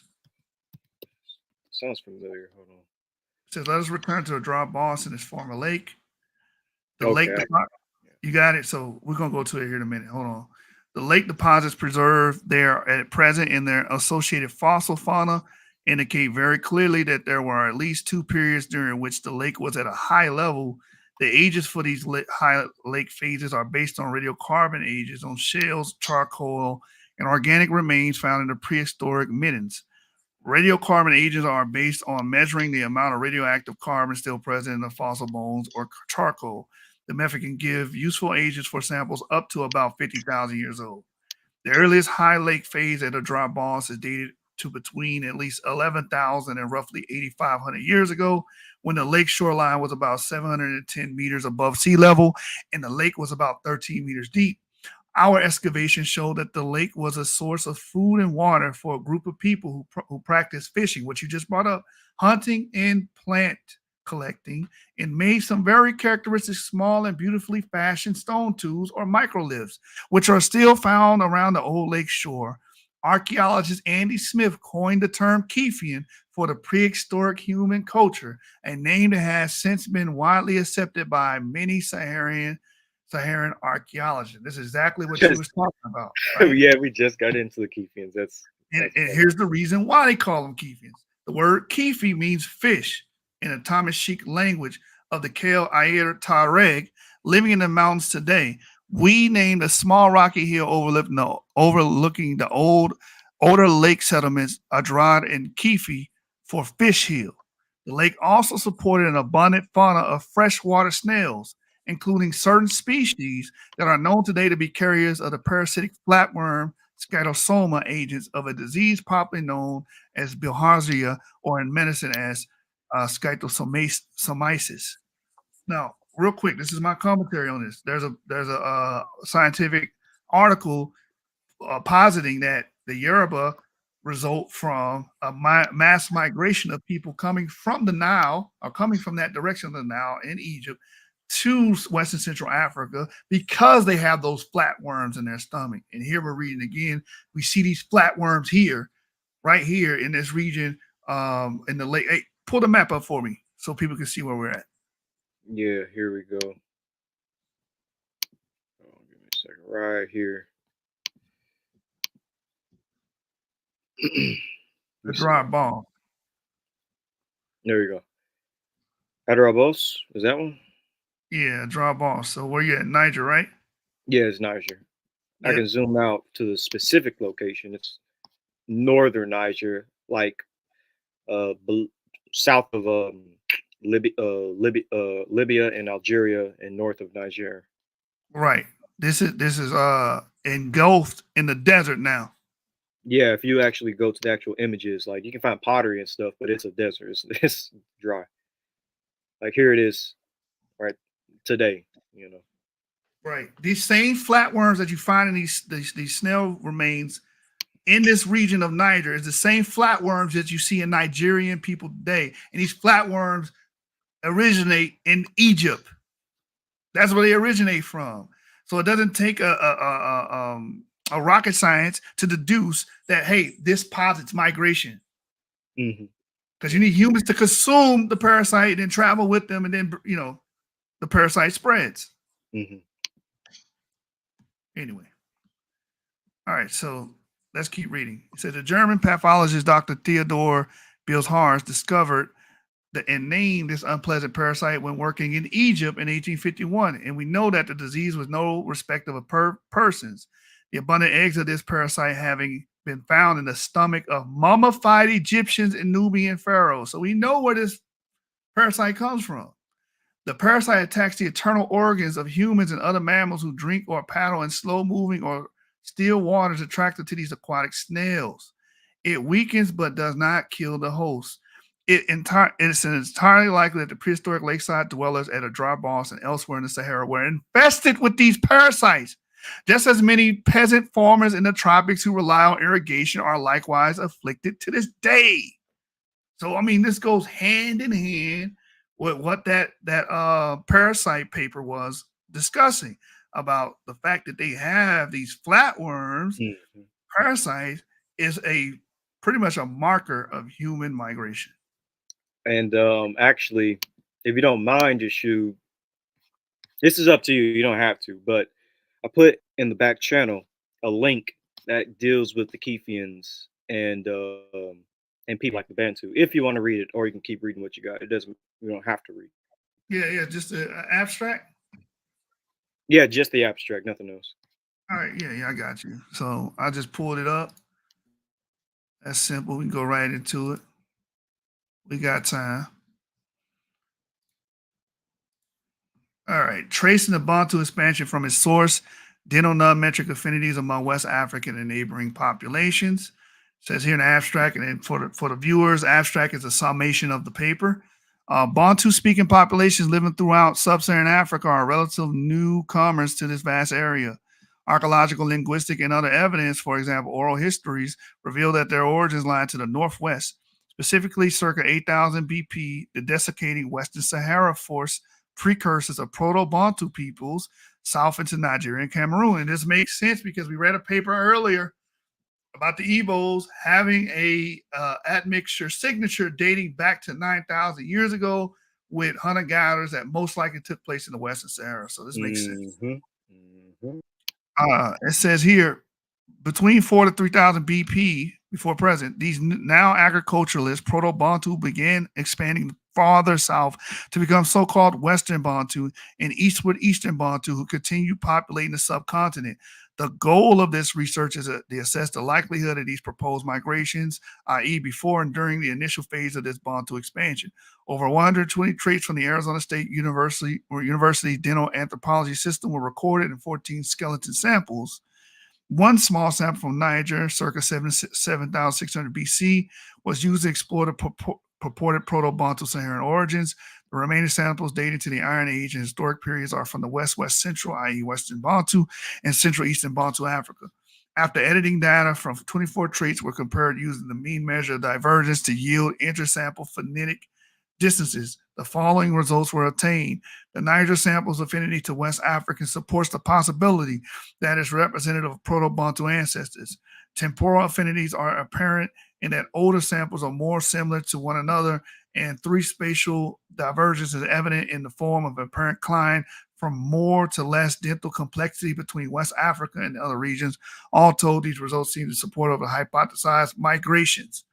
Funding was provided by the National Science Foundation. But yeah. And the last thing I'll show you is a good example of a good possible example of the Bantu migrating from the Sahara into Nigeria. Let me pull up this map because I think this is a really good map. Here's like a possible idea. Let's see. Bantu expansion, Bantu migration. Reddit. Let's see. Come on. If I can't get it, then you might just have to go back to the reading. Well, I'll filibust with this real quick. Yeah. So, again, mentioning the flatworms that we see in present-day Yoruba people and related West Africans, as we're talking about in the ancient Green Sahara, it's all connecting, right? And then that going back to Egypt, it's all connecting. So again, the abstract for this paper is the spreading of parasites by human migratory activities. The global spread of parasite is unquestionably linked with human activities. So this is dealing with humans. Humans are contracting it and giving it to other humans, or, that's just how it goes. Migrations in all its different forms played a major role in the introduction of parasites into new areas. In ancient times, mass migrations were the main causes for the spread of parasites, while in recent past and present, immigration, displacement, external and internal migration, and labor migration were the reasons for the dispersal of parasites. With the advent of seagoing ships, long-distance trading became another important mode of spreading parasites. This review summarizes the spread of parasites using notable examples, in addition to different hypotheses explaining the arrival of Plasmodium vivax and soil-transmitted helminths in pre-Columbian America are also discussed. I want to go to the relevant portion of this. I got the map, by the way, but you can go ahead. Okay, flatworms, scatosomes are blood-dwelling flukes that, based on molecular data, have evolved in Asia and are dispersed into Africa by migration of the mammalian, definitive, and snail intermediate hosts. As we read earlier, we did have aquatic snails in the Green Sahara. Initially, scatosomes were probably parasites of animals, and there is evidence that human scatosomaceae evolved as a zoonosis in the region of the African Great Lakes. This is why it is posited that these people had to migrate from the East Africa and Egypt to the Central and West Africa. Watch this. It says, from there, it seems that the parasites spread to Egypt by the import of monkeys and slaves. While the further spread of scatosomes from Egypt to West Africa and subsequently Central and South Africa was a result of Yoruba and Bantu migration, respectively, is uncertain, but it's still a clue, right? However, it can be taken that the Esmansani, that goes to North African. So right there. So I want to get the map. So here's the map describing it here. And right here, it says here, it is likely that the scatosomes have been dispersed to West Africa in the course of a Yoruba mass migration, the orange arrow. You can see from the Egyptian region going into Western Central Africa. And this makes the most sense to happen when the Sahara was wet when the Sahara was inundated with lakes and interconnected and crisscrossed with rivers, making it easier for migration. And also, without history, you heard us say this and you took it and ran with it and made a pseudo doctrine with it. And we're just discussing simple human migration here. What you got, Avery? The image you actually have right there is a good example of that, of what I'm about to show you, of the Bantu expansion of, I guess you could say, Proto-Bantu Saharans, like in the paper you read earlier about the Kefians, Proto-Bantu Saharans coming from the Sahara and going into Nigeria, and then Nigeria being the launch pad for them to go eventually into other parts of sub-Saharan Africa. So here's the image that I have. It shows right here Sahara dry period migration, and so as right here, people are beginning to leave because it is drying up. So Proto-Bantu Saharans are coming out of the Sahara. Some are going to go towards the Niger River. Some are going to go towards, Chad, the Lake Chad area. Ultimately, they're going to go to this region of Nigeria, and then they're going to expand from Nigeria and Cameroon into other parts of sub-Saharan Africa. So I feel like this is a good map just to show, like, they're coming out of the Sahara and then they're going into sub-Saharan Africa. They first go from the Sahara into the Sahel, into Nigeria, and then into the rest of sub-Saharan Africa. Is there anything you want to add about this map?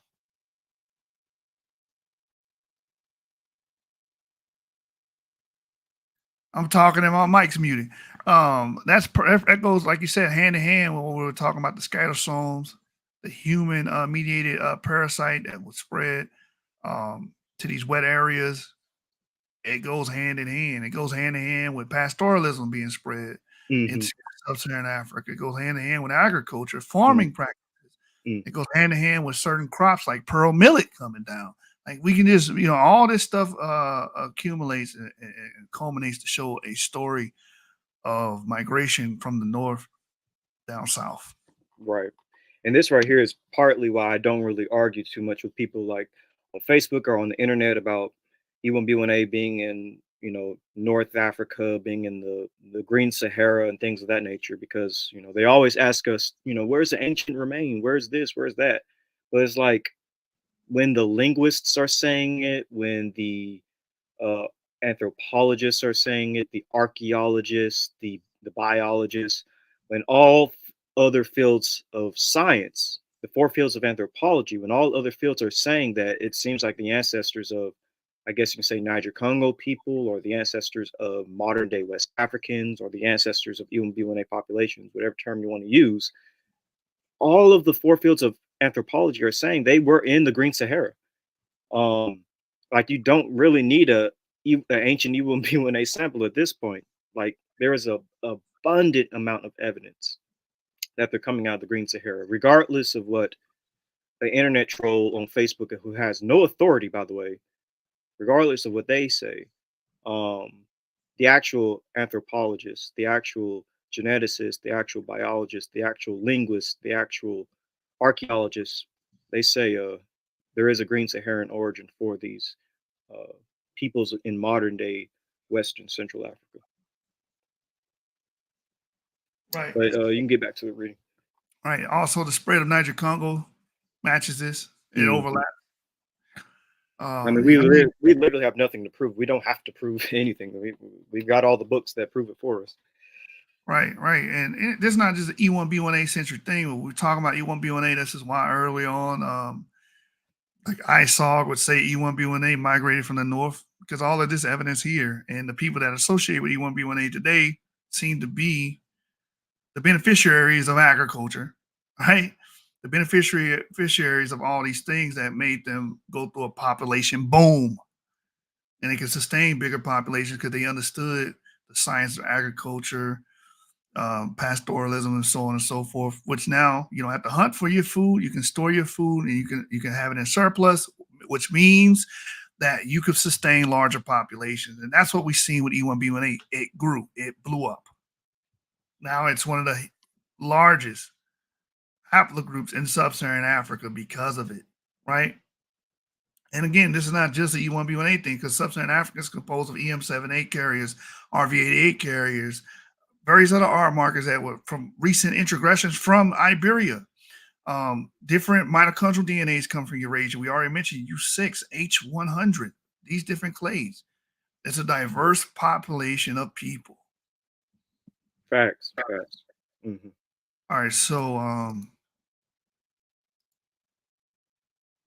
even within the E1B1A clades is diverse. So it's just, we have to think of it from that perspective, and they don't know how to think from a perspective of diversity, because everything's racial purism with these guys. Everything has to conform with racial identity. Anyway, so we show this region here, the lakeside dwellers. It says it's entirely likely that the prehistoric lakeside dwellers at the dry Baals and elsewhere in the Sahara were infested with these parasites, just as many peasant farmers in the tropics who rely on irrigation are likewise afflicted to this day. The arid intervals, sometime after 8,500 years ago, possibly during a cold and very dry spell dated elsewhere in the Sahara at 8,200 years ago, the dry Baals Lake dried out and remained dry for well over 1,000 years. We noticed because once the lake had dried out, sand blew in from the desert and covered the dry bed of the lake in a layer of windblown sand. When the lake eventually refilled, which it did sometime before about 6,300 years ago, it never returned to its previous level, and its highest was always about 30 feet lower than before, and not much more than about 3 meters, 10 feet deep. The people who came to the dry Baals and its now diminished lake brought with them a very different lifestyle to that of their predecessors. Although many elements in their stone toolkit were not that different, these new arrivals brought domestic cattle with them and used polished stone axes and adzes. According to the distinguished British archaeologist Anthony J. Arkell, 1898 to 1980, who excavated a number of Mesolithic and Neolithic sites along the Nile in the central Sudan more than 70 years ago, the adze was still the favorite tool of traditional Sudanese carpenters and boat builders. Sites broadly similar to the Adrar Baals Neolithic sites, note the archaeologists about a local term Tenarian, derived from the name of the surrounding Teneri Desert, were coming across the southern and central Sahara. These Saharan Neolithic cattle herders often understandably showed a strong preference for mountains with reliable sources of fresh water supplied by shallow groundwater of local springs. One such mountain is Jebel Uweinat, located astride the present-day frontiers of the Libya, Sudan, and Egypt. Avery, can you pull that up on the map? All right there. Jebel, Jebel. Jebel. Uweinat is Uweinat.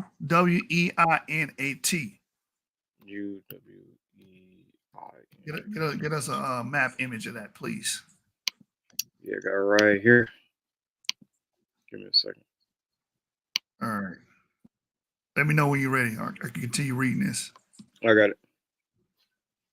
All right. Here's a map. There it is there. Good.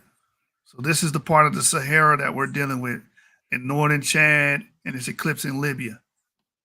This is the region that we're reading about. All right. So let's go back to the book. It says one such mountain is Jebel Uweinat, located astride the present-day frontiers of Libya, Sudan, and Egypt, and renowned for its abundant rock paintings, many depicting scenes from the daily life of these Neolithic pastoralists. We do not know how many intervals of aridity afflicted the Neolithic and early inhabitants of Adrar Baals during the last 15,000 years or so. The Tenarian Neolithic cattle herders were present at Adrar Baals between roughly 6,300 and 4,200 years ago, but their occupation may not have been continuous. In northern Sudan, the Swiss archaeologist Mathieu Honegger and his team has spent many years excavating Neolithic occupation sites in a vast Neolithic cemetery not far from the town of Kermer, south of the Third Cataract. They have now accumulated more than 100 radiocarbon ages on charcoal and shells from these sites, and have found almost a total absence of occupation between 7,500 and 7,100 years ago, and again between 6,000 and 5,400 years ago. Real quick, I'm going to get some commentary on this. This shows that these people were moving around and it wasn't static. This is why this region would have and experienced times where there was no occupation, then occupation. These people are obviously nomadic.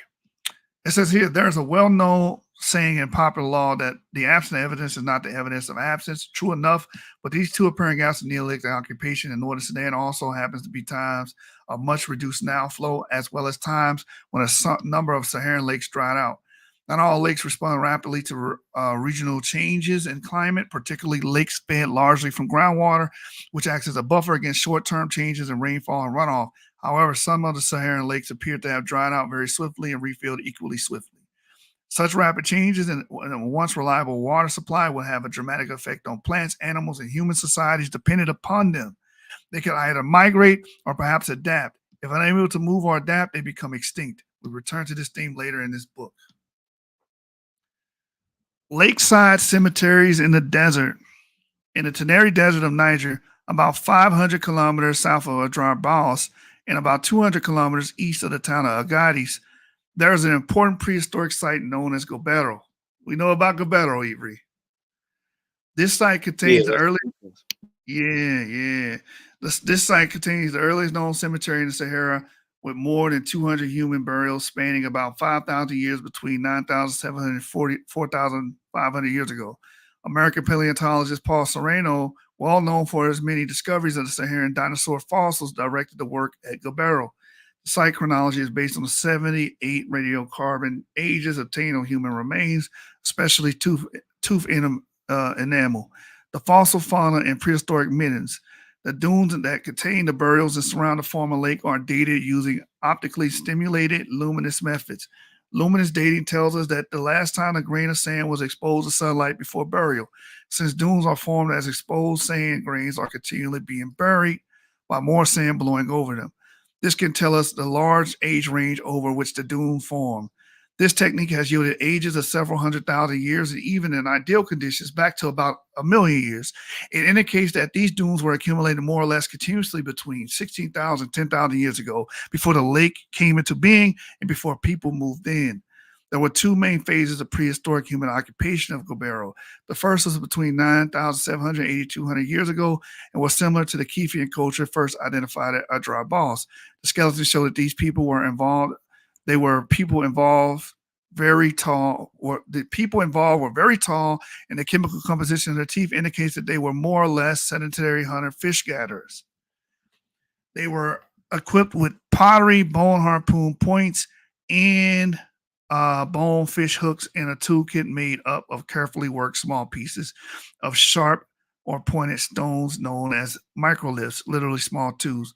People belonging to this culture range widely across the southern and central Sahara. Pollen grains extracted from some of the burial sites show that the vegetation was open savanna with grasses, sedges, and some trees, including fig and tamarisk. Salt bush and plants tolerant of aridity were growing on the sand dunes.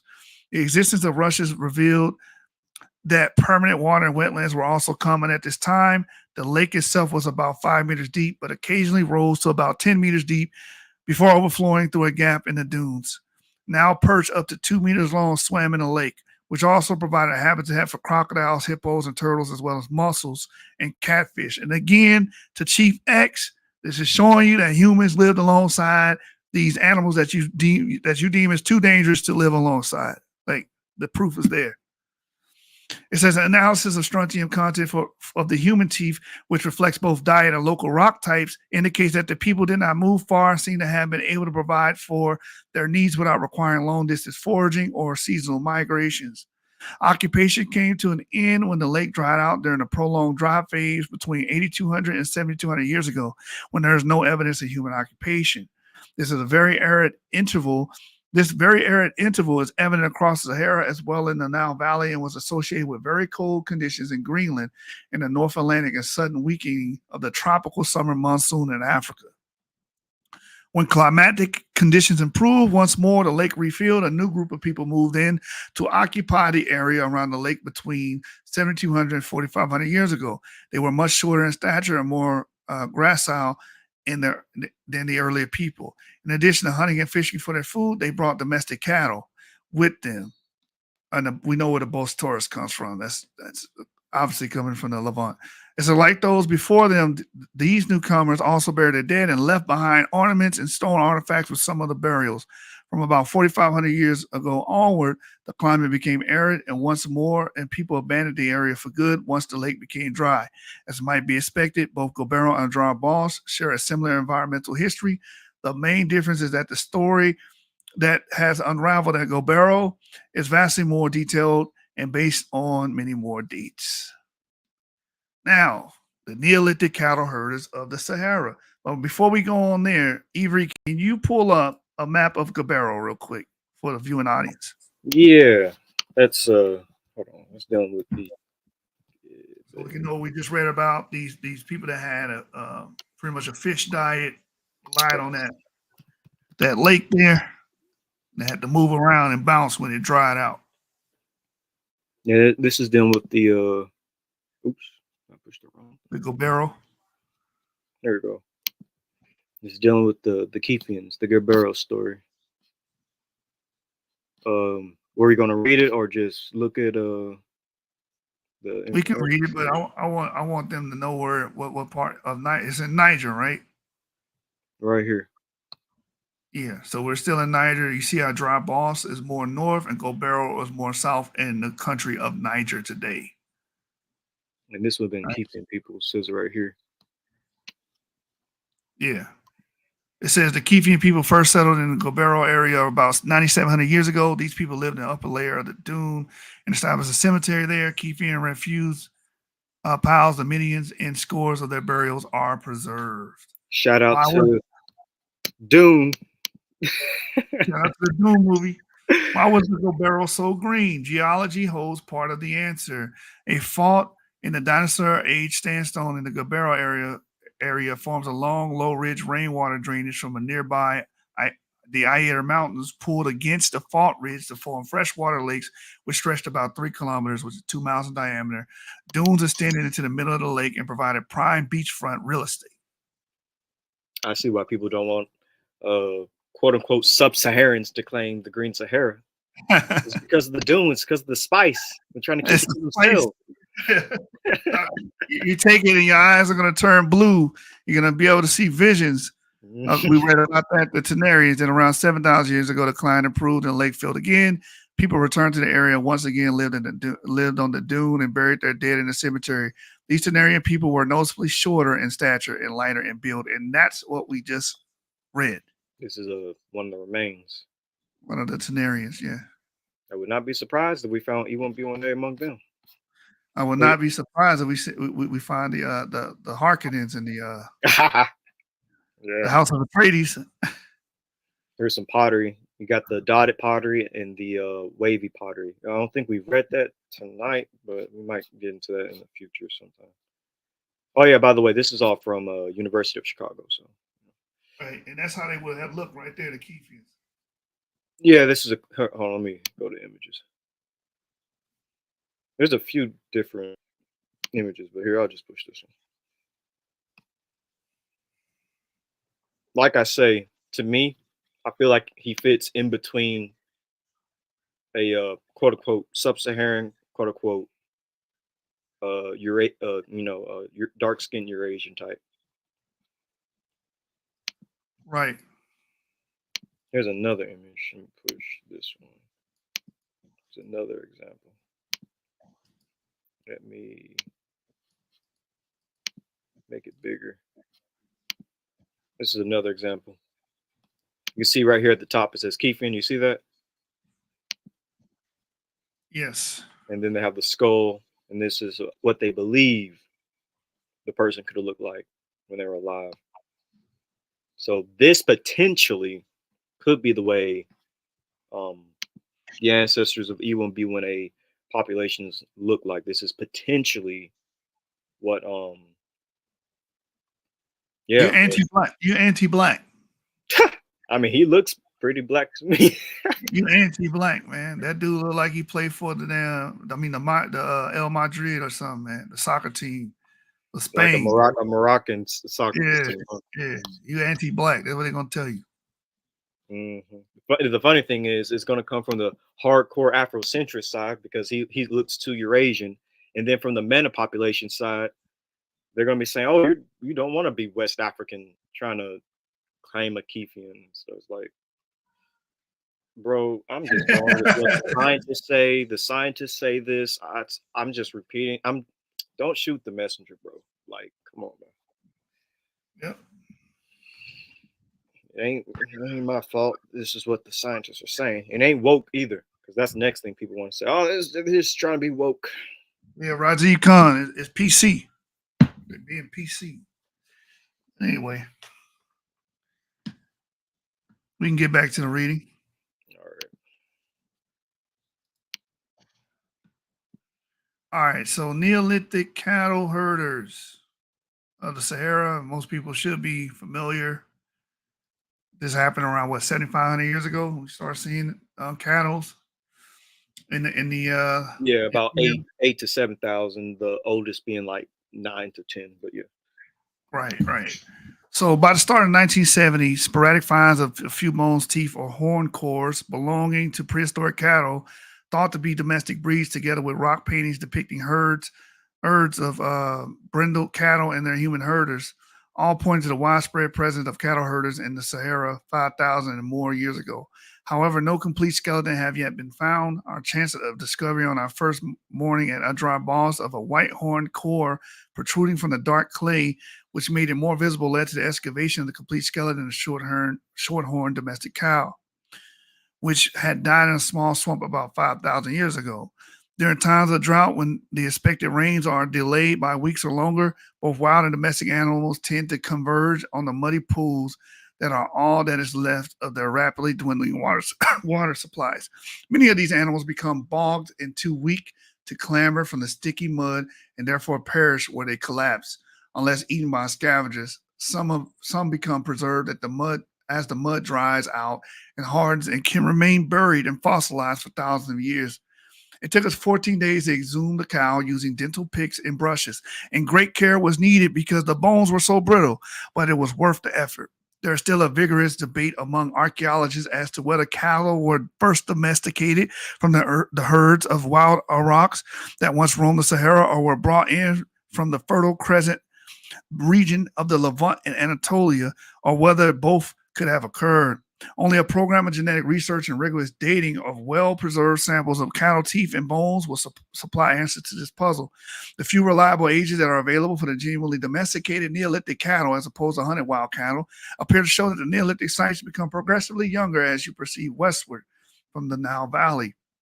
In the Nile Valley itself, the ages appear to become younger as you go south, suggesting that the early cattle herders arrived via the Sinai and moved gradually south along the Nile Valley and progressively westward across the Sahara. And again, this is all easily done during the Green Saharan period because there's a river network, everything's connected, it's green and not blocked off by a huge desert.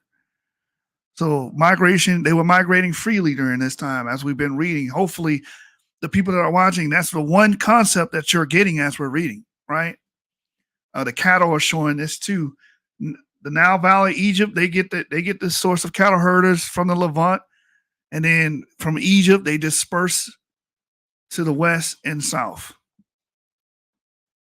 It says at Adrar Balls, the final stages of the Neolithic lake are revealed by a concentration of freshwater shells along the outermost lake shoreline. When Mr. Bruce W. Sparks at the University of Cambridge studied the bulk samples of the shells I had collected, he expressed surprise at the apparent absence of land snails. He attributed this lack of grass around the lake to provide food for the snails. In discussion, we both wondered whether the lake had been fed mainly from below by groundwater at a time when the local water table was still high. As the climate became drier, the groundwater level would start to sink and the lake would dry out, but this would probably not be a sudden event, and there may have been a time lag of decades or even centuries to buffer the effects of the regional drought. Once the lake had dried up, the cattle herders would have had little choice but to leave. The approximate date of their departure is interesting. If it was indeed close to 4,500, 4,200 years ago, as dated evidence from both Gobero and Adrar Ball seem to indicate, this date coincides with a time when a sustained reduction in the Nile flow may have brought about the final demise of the Old Kingdom regime in Egypt. It may also be the same prolonged drought that led to the fall of the Akkadian Empire in Mesopotamia, and perhaps of the Indus Valley culture and the Thar or Rajasthan desert of northwest India and the Cholistan desert of eastern Pakistan. All right, so underground water, and horse-drawn chariots. The Sahara was not entirely abandoned by humans after this time. Permanent water was still quite widely available from groundwater springs in a number of places across the desert. Later migration by Iron Age people saw a number of Saharan oases becoming occupied or reoccupied. In the Fezzan region of southwest Libyan desert, the Garamantes tribe mentioned by Herodotus about 2,400 years ago made effective use of two innovations brought in from outside North Africa.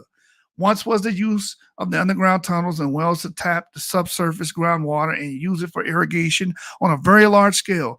This system of underground water extraction using tunnels known as qanats in the Persian or fogara in the Arabic was introduced by Persians when they first invaded Egypt in 525 BC under the command of King Cambyses II, and is still in use today in remote parts of the Sahara. The second innovation that gave the Garamantes the edge in local warfare was the use of horse-drawn chariots.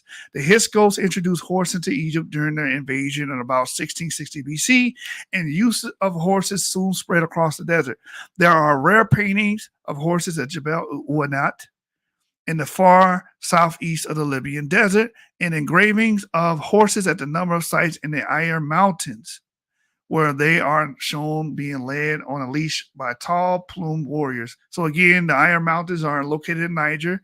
Niger had a history during this time of having horse-drawn chariots. Wait, did you say the Iron Mountains? This is Lord of the Rings. The Ayer. Oh, my bad. I thought you said iron. In Niger. Come on, bro. Keep up. I had you get the map. You showed the people what the Ayer Mountains were in Niger, brother. No, I had the volume down a little bit, so I thought you said iron. No. They would probably iron chariots, iron drawn chariots. But anyway, it says they were shown to being led on a leash by tall plumed warriors. For the controversial author Eric von Daniken, these were the chariots of the gods, and the plumes they antennae for superior beings from outer space. Shout out to Ron Dalton. Ron Dalton got some material right here. He says, quite why these superior beings would have needed horses is anyone's guess. The Romans in North Africa found the marauding Garamantes troublesome. In 19 BC, the Roman leader Cornelius Balbus conquered the Fezzan. Pliny describes his subsequent triumph and mentions that Balbus reached the Dasabari River in the far south.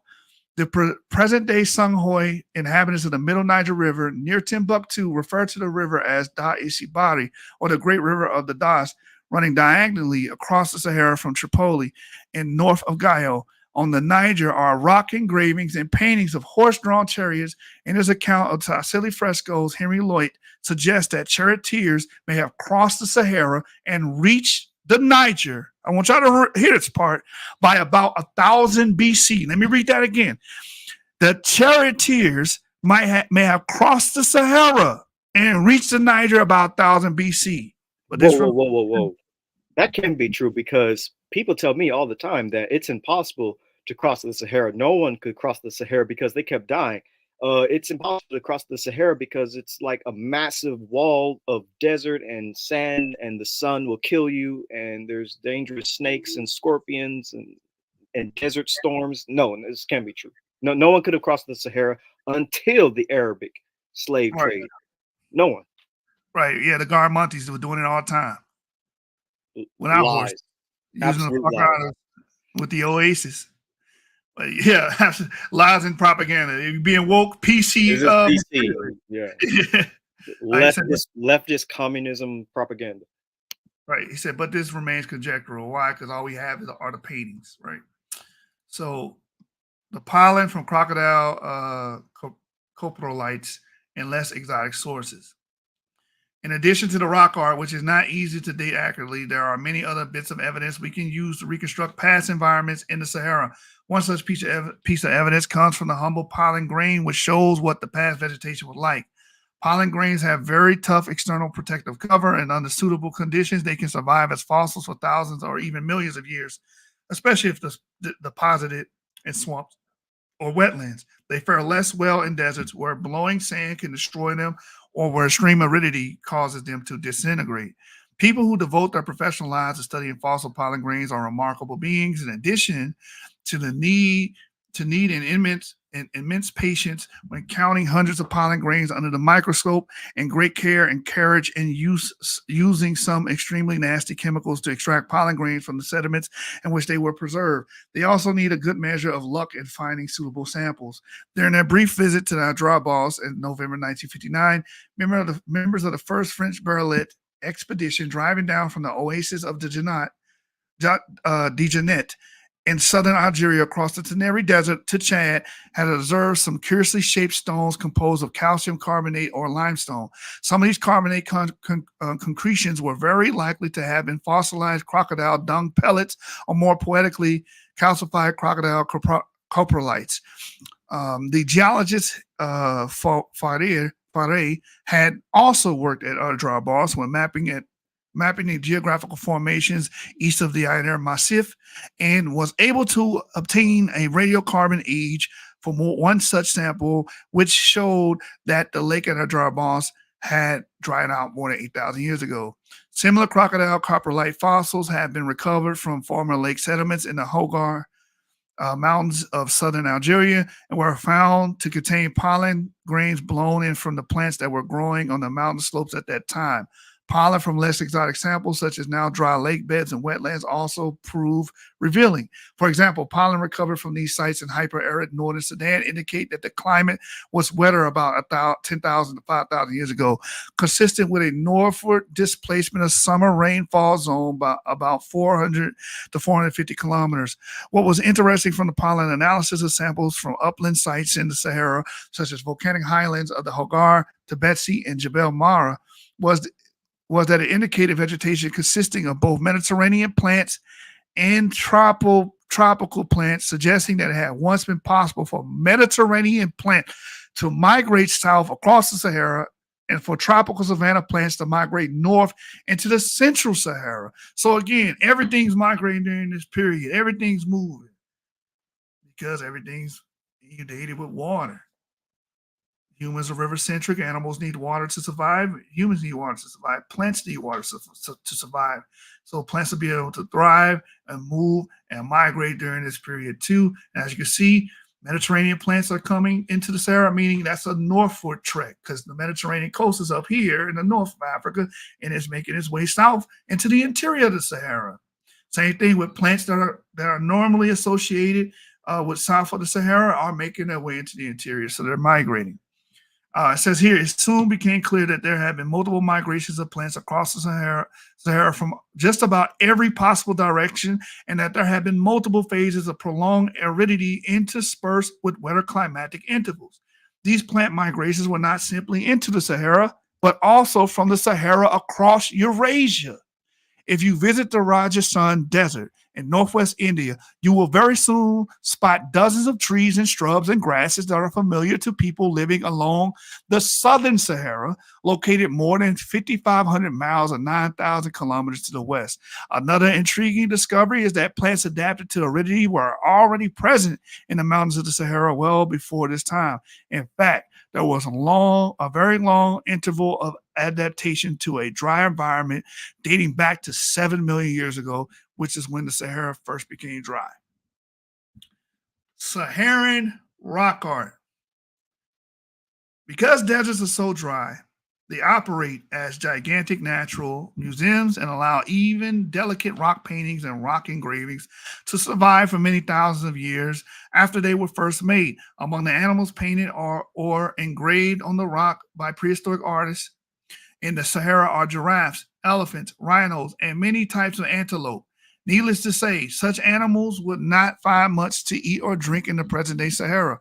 The more recent rock art dating from Neolithic times, about 5,000 years ago shows scenes of cattle camps, mothers and babies, men armed with bows and arrows, and often accompanied by dogs. Some are engaged in herding cattle, others are engaged in hunting or even raiding. One remarkable scene from the Tassili Sandstone Plateau in the central Algeria shows women riding on the backs of oxen and sheltered beneath tent-like structures similar to those used today by the Bakar cattle nomads of Western Sudan during their annual summer migrations north in search of fresh pasture. The French amateur archaeologist Henry Lot spent many seasons tracing what became known as the Tassili frescoes. I met Henry Lot in early January 1970 in the former French Foreign Legion fort, since refurbished as the Hotel Del Air in Agadir. Conversations prove somewhat tricky because by then he was almost completely deaf. His tracings are stored today in a highly secured underground room in the Museum of Home in Paris, which I visited on the 1st of June in 2018. The museum staff members mentioned that the tracings on occasion reveal a measure of artistic license rather than what some might consider unduly slavish scientific accuracy.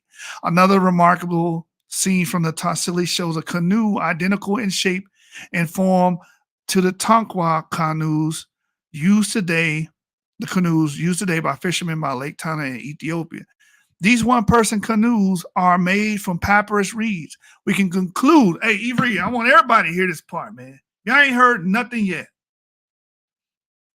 Know that people migrated all throughout in all directions in the Sahara. Know that the river was rivers were interconnected and lakes were interconnected throughout the Sahara, making it easy to trek north, south, west, and east, right? Listen to this.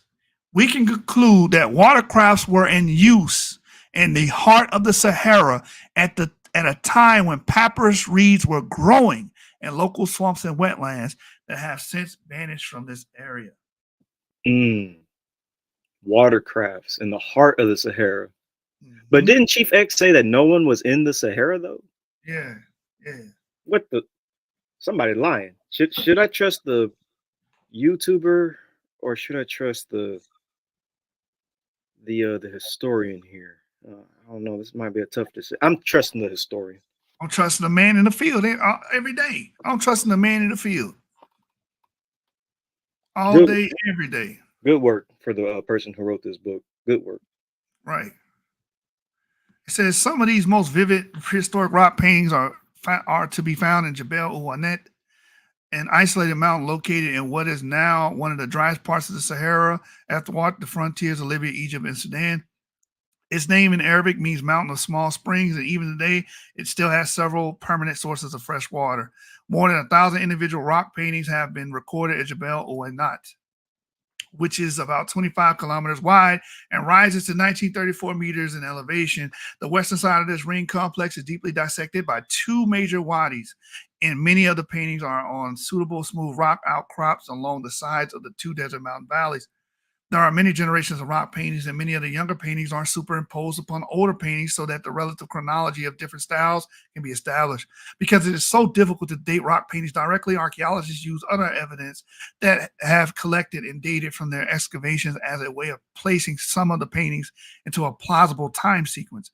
I will illustrate this using evidence obtained by archaeologists from Gif Kabir in the western desert of Egypt to place the rock art at Jebel Ouanet and Jebel Arkainu in the far southeast of the Libyan desert into a prehistoric time context. Using pottery styles and prehistoric stone tools and assemblages, German archaeologists have identified four main phases of prehistoric occupation in the Gif Kabir. The oldest phase, Gif A, is a hunter-gatherer phase dating back to 10,300 years ago.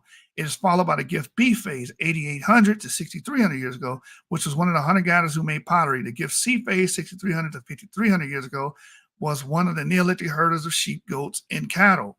There was the growing aridity during the Gif D phase, 5,300 to 4,700 years ago.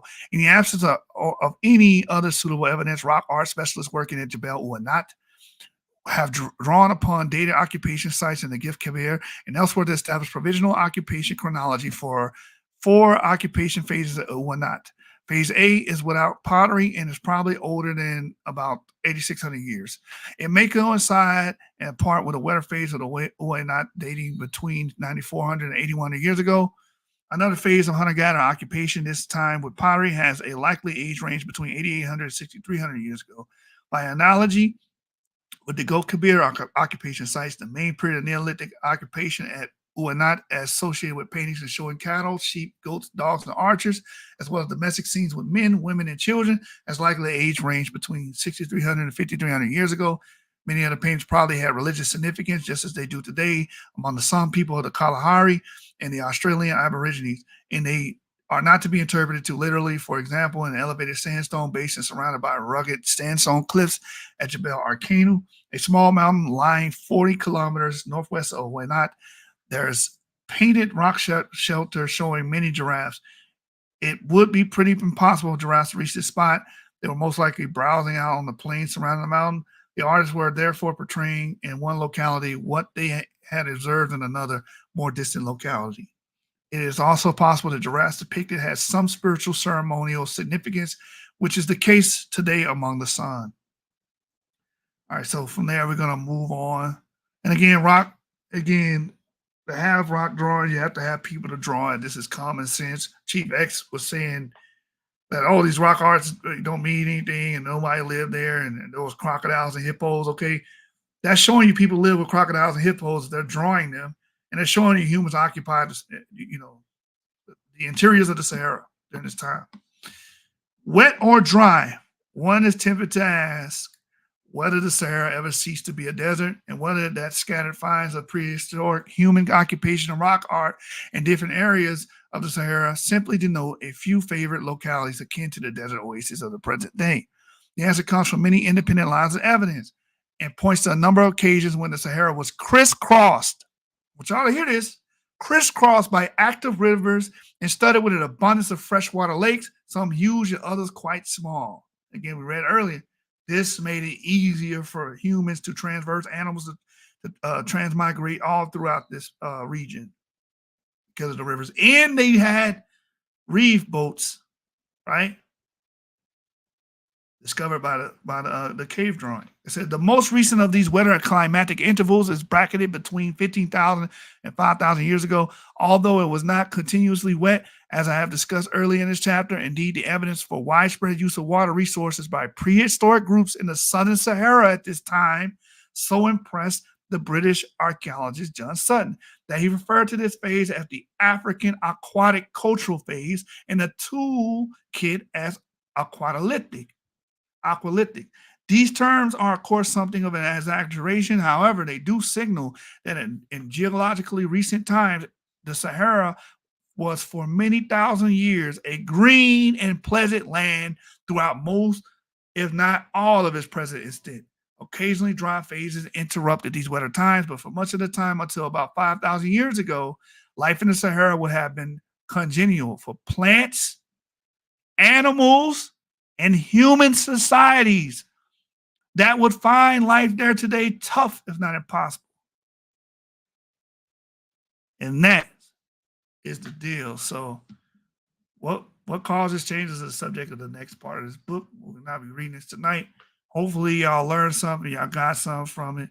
The main theme of the book is the Green Sahara was a huge corridor. Why was it a corridor? It's because of the waterways, the rivers, and the interconnecting lakes that crisscrossed it and made it easy for human migration, plant migration, and animal migration. We covered some of the Scatomyces, the flatworms that was covered in a scientific article that's showing that humans migrated, that these central Saharans would have had, and now the Yoruba have it today. We can go on and on and on about that.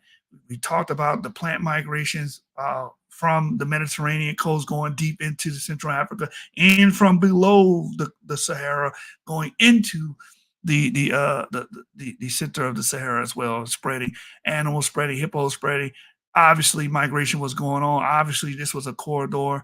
These are different haplogroups moved during this time: RV88, EM2 carriers, EM7, 8, AM13. These markers were all present during this time, and they were crossing the Sahara.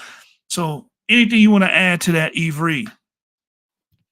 No, I just believe that there's a wealth of information that basically proves that um, that there was human populations in the Green Sahara.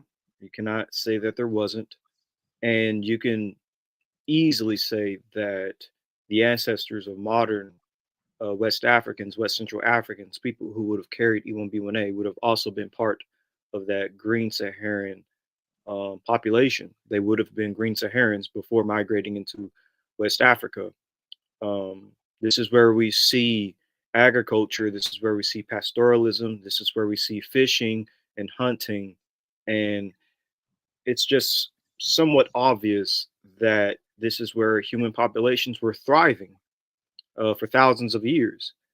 And so this is why for those of you who may run into racists, whether they're Afrocentric, whether they're Eurocentric, whether they're the Mana population who try to say, oh, no one was in the Green Sahara, or oh, show me an ancient E1B1A sample in the Green Sahara, or oh, it's impossible for Western Central African peoples to have ever been in the Sahara. These people who say these things really don't know what they're talking about, because there are many books like this one that we read tonight, or that Jashub read tonight. This book completely destroys and demolishes that idea. And obviously, we read, I think, about 5 other papers that kind of dealt with the same topic. And believe it or not, there are many, many books and many, many articles, both genetic and linguistic and archaeological and anthropological and biological, that deal with the Green Sahara and prove that many people who today are south of the Sahara, their ancestors were once in the Green Sahara. So, this is why I really don't argue with folks, like, for instance, in the Mena population anymore. The most I do is bait them and try to see what they might say if I say something about the Green Sahara, and then get some good content. But yeah, don't lose your sleep over people who don't understand this, because they clearly haven't read the books. And again, don't forget, the people on the internet who deny this type of stuff, they're not scientists, they're not archaeologists, they're just random people online who haven't actually read from actual scientists and archaeologists. So I wouldn't lose any sleep over it. Like, don't trust it. Don't let an internet troll get to you too bad, because at the end of the day, they didn't go to school to learn this subject. So that's all I got to say. All right, so real quick, and then we get into some questions. I forgot to go over this as well. The sickle cell trait that Garfield loves to bring up. Shout out to Garfield, U290 brother, right? Um, so this is that paper dealing with the. Let's scroll back up here. The whole genome sequence-based haplotypes reveal single origin of the sickle allele during the Holocene wet phase. So again, going back to the Green Sahara, all roads lead back to the Green Sahara, as you can see here. The posterior distribution of the ancestral recombination graph yielded a sickle mutation age of 259 generations, corresponding to 7,300 years ago during the Holocene wet phase. These results clarify the origin of sickle allele and improve and simplify the classification of sickle haplotypes.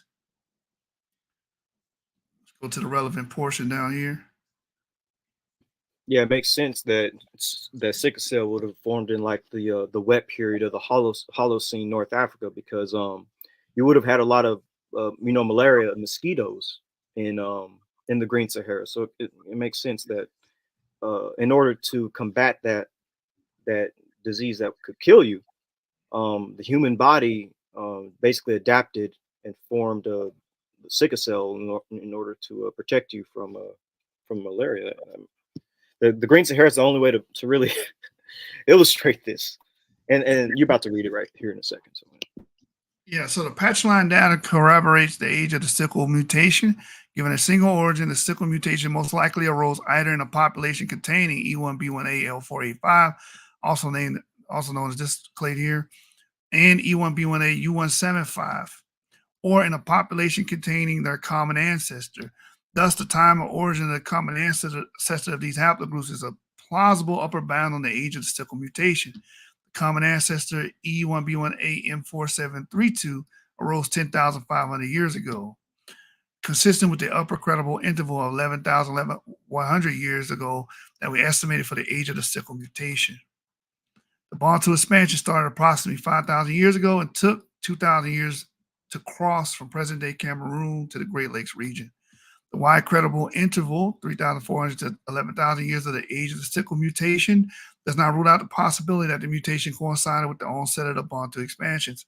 However, our results support the hypothesis that the origin of the allele predated the onset of the Bantu expansions. First, the allele could have been at or near its equilibrium frequency when the Bantu expansion occurred approximately 5,000 years ago. According to our estimation that the sickle mutation originated 7,300 years ago, and that balancing selection ensued immediately and reached equilibrium in approximately 2,400 years ago in an environment where malaria preexisted. Second, the likelihood that the allele is carried by migrating individuals increases with the frequency of that allele in the source population. Our results provide some suggestions of where the sickle mutation might have originated. Descendants of Y chromosome haplogroup E1B1A V38 migrated across the Sahara from east to west, possibly around 19,000 years ago. E1B1A M2 most likely did not originate in eastern or northeastern Africa, but where it originated in either western or central Africa is unclear. Accordingly, the sickle mutation most likely did not occur in eastern or northeastern Africa. Our results indicate that the origin of the sickle mutation was in the middle of the Holocene wet phase or Neolithic subpluvial, which lasted from approximately 7,500, 7,000 BC to 3,500, 3,000 BC. This time was the most recent of the Green Saharan periods, during which Sahara experienced wet and rainy conditions. Our results thus support the Green Sahara as a possible place of the origin of the sickle mutation. I remember Garfield would always read this and not read what their results led them to, which is the Green Sahara. Now, the alternative hypothesis is that sickle cell arose in West Central Africa, possibly in the northwestern portion of the equatorial rainforest. But the results that they got with their calculations led them to believe that it was in the Green Sahara. Yep. All right. So any questions before we get off of here? I see we got one here. Did all subclades of E1B1A originate in the Green Sahara or North Africa? What do you mean? Green Sahara, North Africa, really the same thing? Yeah, they kind of overlap. Overlap, yeah. I'm trying to figure out what you mean there. For the most part, yes, because the oldest common ancestor of all E1B1As would have bifurcated or split off into the branches in the Green Sahara, and they show you that in D'Antanasio's paper. Let me pull it up. Yeah. But E1B1A itself, like E1B1A, which is specifically EV38, that formed in like Eastern Africa. And then its descendants would have migrated into the Green Sahara. I don't know if he means E1B1A as in EV38 or E1B1A as in EM2, but EV38 formed in East Africa. Yeah, EV38 would have formed a lot earlier, East Africa. But the clades today that most people descend from would be a result of this Green Saharan population. Let me pull it up, D'Antanasio. Yeah, actually, I have an image. Let me show you. I showed it earlier in the presentation. Right here. Oh, I gotta share my screen. Right here.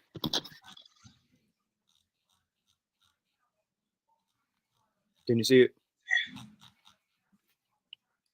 Yeah, but I want the other one. I wanted. Which one one? right here, bro.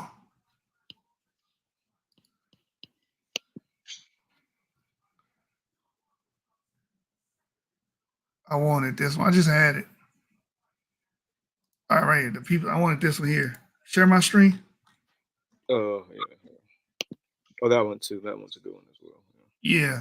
So this green bar here means all these clades would have split and formed in the Green Sahara.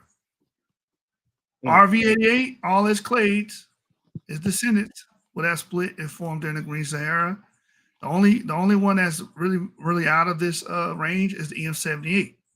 EM78 has older branches outside of the wet Holocene Yeah, phase. it's old. Yeah. But E1B1A, about 11,000 years ago, that's within the green Saharan period. And as you see, all of his branches split Mm-hmm. In the during Green Sahara. Yeah, I see what you mean. Yeah. AM13, same thing. Mm-hmm. All of these branches split. And then this is a real good chart because it tells you what region that the descendants went to. So let me put it for trans-Saharan. Can y'all see this? Y'all still see it, right? It's enlarged. No. Well, yeah. Yeah. We So, do. Yeah. all right. So Ezekiel, if you're still there, we're answering your question. As you can see here, this green bar here represents the Green Sahara. So all the clades within there formed during the Green Sahara. Clades after it formed after it. So every clade of E1B1A today comes from this Green Saharan period. You see that? Same thing with AM13, Green Saharan period. Same thing with RV88, the Green Saharan period. And you can see these children of these markers here. You can tell where they come from by the color. So that's a navy blue. So you go down here. This EM2 is in northeastern Africa. You know, a lot of people, I know E1B1. Yes, it is. Mm-hmm. Yes, it is. So the navy blue indicates northwestern Africa.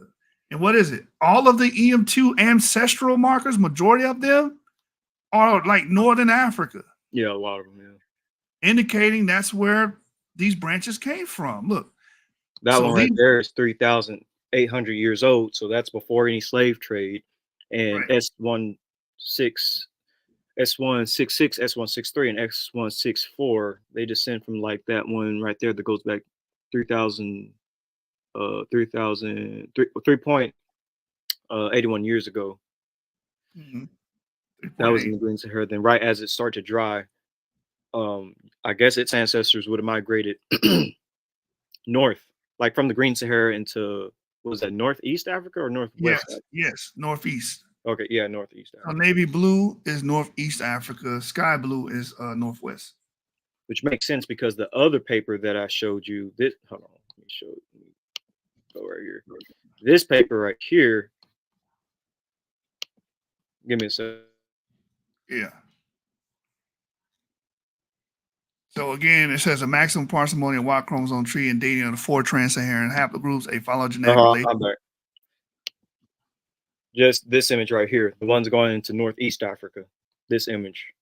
Because this is from the other paper, not the one that you're looking at, but this is from the other one. And it does show E1B1A going into like northeast Africa and northwest Africa. But go ahead, back to what you were. Okay. Where am I at? So basically, again, the last Green Sahara period is highlighted by a green belt in the background. At the tip of each lineage, the ethnogeographic affiliation, the corresponding sample is represented by a circle colored recorded to the legend. So again, you can see this navy blue is northeastern, sky blue is northwestern. When you look at the EM2 ancestral samples, majority of them, where are you at? Right here. 3 of them or 4 of them are northeastern, and 3 of them are northwestern. And the EM2 ancestral clades here. Mm-hmm. There's one right there that's also northwest, toward northwest. Right here, another one here. Yeah. And the green, excuse me, not green, the orange that's beside it is Sahel. Yeah, Sahelian. Sahelian, and what's the dark brown? I think that's Western Africa. I think that's Central Africa. Wait, dark brown? That's West Africa. West Africa, yeah. Boom. But majority of the EM2, the ones with the ancestral clades, are northern. Mm-hmm. Right. And this matches perfectly with the other paper. Just going to flip it really quick to shoot. With the other paper that does show, basically, once desertification took place, E1B1A, and pretty much all the other haplogroups, for that matter, migrated in all directions. Some people seem to believe that E1B1A knew it wanted to go to West Africa, and so it just went straight to West Africa. But no, these people went in all directions. You had L markers that went north, and that got basically trapped north. That got became European specific and North African specific L markers after the Green Sahara and once it dried. Just like you have U markers, U6 that you mentioned earlier, that went into sub-Saharan Africa and got stuck. That's dealing with the mtDNA. And dealing with the Y-DNA, E1B1A, you had markers that was in the Green Sahara, began to dry. Some of them went northwest, some of them went northeast, and they remained there and became specific to those peoples and populations. And then you had many go south into West Africa and then eventually into sub-Saharan Africa. So, Yeah. but going back to your image, go ahead, say what you want. Was there ever a E1B1A migration out of Africa apart from slave trade? Yes, I would say so. I would say so because Your marker is literally that. yeah, Literally that. Arabians got it, some Levantines got it. There is a specific Palestinian marker with E1B1A. So yeah, I would say so. And also West African specific head lice has been found in the Chalcolithic of Israel within the Pecking Cave where they found all them T markers, but they did find that one L marker there too. So it's very possible that E1B1A you did have some carriers that migrated that way. He said, so with this info and Ramesses the third DNA, did we live in Egypt as a people intermingled? Intermingled. There were some of E1B1A carriers that would fit there as well. So it would have been A markers, would have been RB88, some RB88 markers. The further you go back in time, there would have been some of them there. But see, you can see right here, even the A marker has a northwestern clade here and a northeastern clade. Yeah. Right there. I mean, it makes sense. The Khoisan were supposed to be there, so. And even Nilots were in the Green Sahara too. So a lot of people would have been there. Hey, look, EM78 have descendants in the Sahel. That's what I was saying. Like, people talk about sub-Saharan Africa. Sub-Saharan Africans are they're first of all, sub-Saharan Africa is not just Western Central Africa too. We got to get that out of people's heads. Sub-Saharan Africa is below the Sahara, so we're talking about Sudan, we're talking about Ethiopia, Somalia. We're including those places too. People forget that. That's what sub-Saharan Africa includes. Right, south of the Sahara. So Ethiopia, Somalia, those are sub-Saharan Africans. They're south of the Sahara. Yeah. Eritreans, they're sub-Saharan Africans. You can see people do want to keep it only as like Nigerians and stuff like that. Like there's like no, that if you want to be real with the definition, it's everyone south of the Sahara. It's not just Nigerians. We're pretty diversified. Look, RV88 has been found in northwestern Africa and northeastern Africa. Yeah, RV88 is in sub-Saharan Africa. Yeah. Yep. Sahel. Look, northeastern Africa. Yep. That U marker, mitochondrial U, a Eurasian woman or Eurasian female lineage, whatever, became sub-Saharan African specific once it, diverged and stuff. Yeah. So yeah, EM2 more diversified than people understand. Different geographical areas. It's in northeast, west, and South Africa. People forget about the Bantu expansion. We swept into Kenya, swept into the Great Lakes regions. We're in East Africa. You got Bantu speakers there. Like people just the way people think and process information, especially with the race concept, man, it's screwing them up. You know what people will say? Oh, well, the Bantus recently got to East Africa, so you can't really say too much about that. And it's like, all right, Bantus recently got to East Africa, sure, fine, but E1B1A, EV38 formed in East Africa, so there's also that too. They just left and came back. Pretty much. And like these four clades are what's been posited as being the main nucleus of the Green Sahara or Trans-Saharan patrilineage. If you would have been migrating, crisscrossing, they would have been riding those boats as we were bringing up. They would have been part of the culture that was drawing those cave drawings, Yep. innovations and stuff like that, and taking advantage of that. Agriculture, pastoralism, agro-pastoralism. Yeah. Yep. So I think that's it on that, man. We need to make a Green Saharan flag. Facts. Oh, last question. When would you say E1B1A could have migrated to Asia or Europe? E1B1A is an old clade, so I mean, if you're talking about the rim of possibility, within the duration of the clade, 12,000 years to present. Like I brought up, there's West African head lice in the Chalcolithic period in Levant, so that's what 6,000 years before present. So it's possible.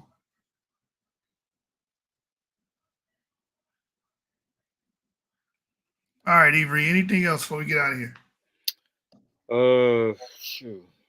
Long live the Green Sahara. Sons and daughters of the Sahara, of the Green Sahara. Long live the diversity of the Saharans, Sub-Saharans, North Africans, the Yap markers. Long live the A3M13 market, RV88, all these markets, man. They played a part in a role in the Green Sahara.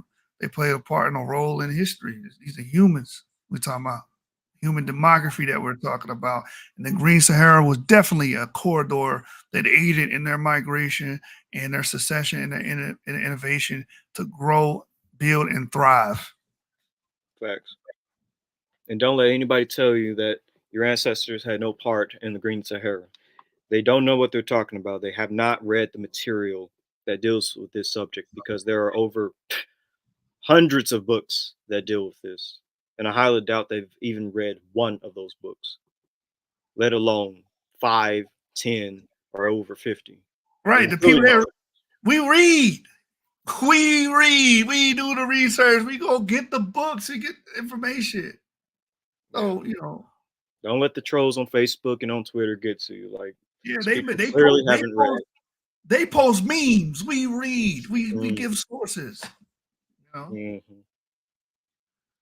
Facts. Are we gonna read part 2? We can. We can. It'd be nice if we could. What's up? This would be dangerous, but it'll be nice if we can actually watch a video reviewing the Green Sahara, because there's a good video where the author of that book actually does a lecture on it. So, well, think about it. I just, my channel just got. Yeah, I know. That's why I'm like, it might have to be on the new channel or a different channel altogether. I don't know. Yeah. My channel got beaten to oblivion, so I can't upload for a week, and I'm trying to challenge it, but this is just a sign that it's gonna go downhill from here. So it's time for a new start. So with that being said, I'm done. I hope y'all learned about the Green Sahara, how it was a corridor for human migration. Y'all learned about the different animals, the plant migration, how the plants were even making it all the way to India from sub-Saharan Africa. That's how lush and how resourceful the Green Sahara was, how people easily transmigrated across it because the rivers crisscross and the ability to use boats and stuff like that. So I hope y'all learn, man. Yep. Yeah. Yeah.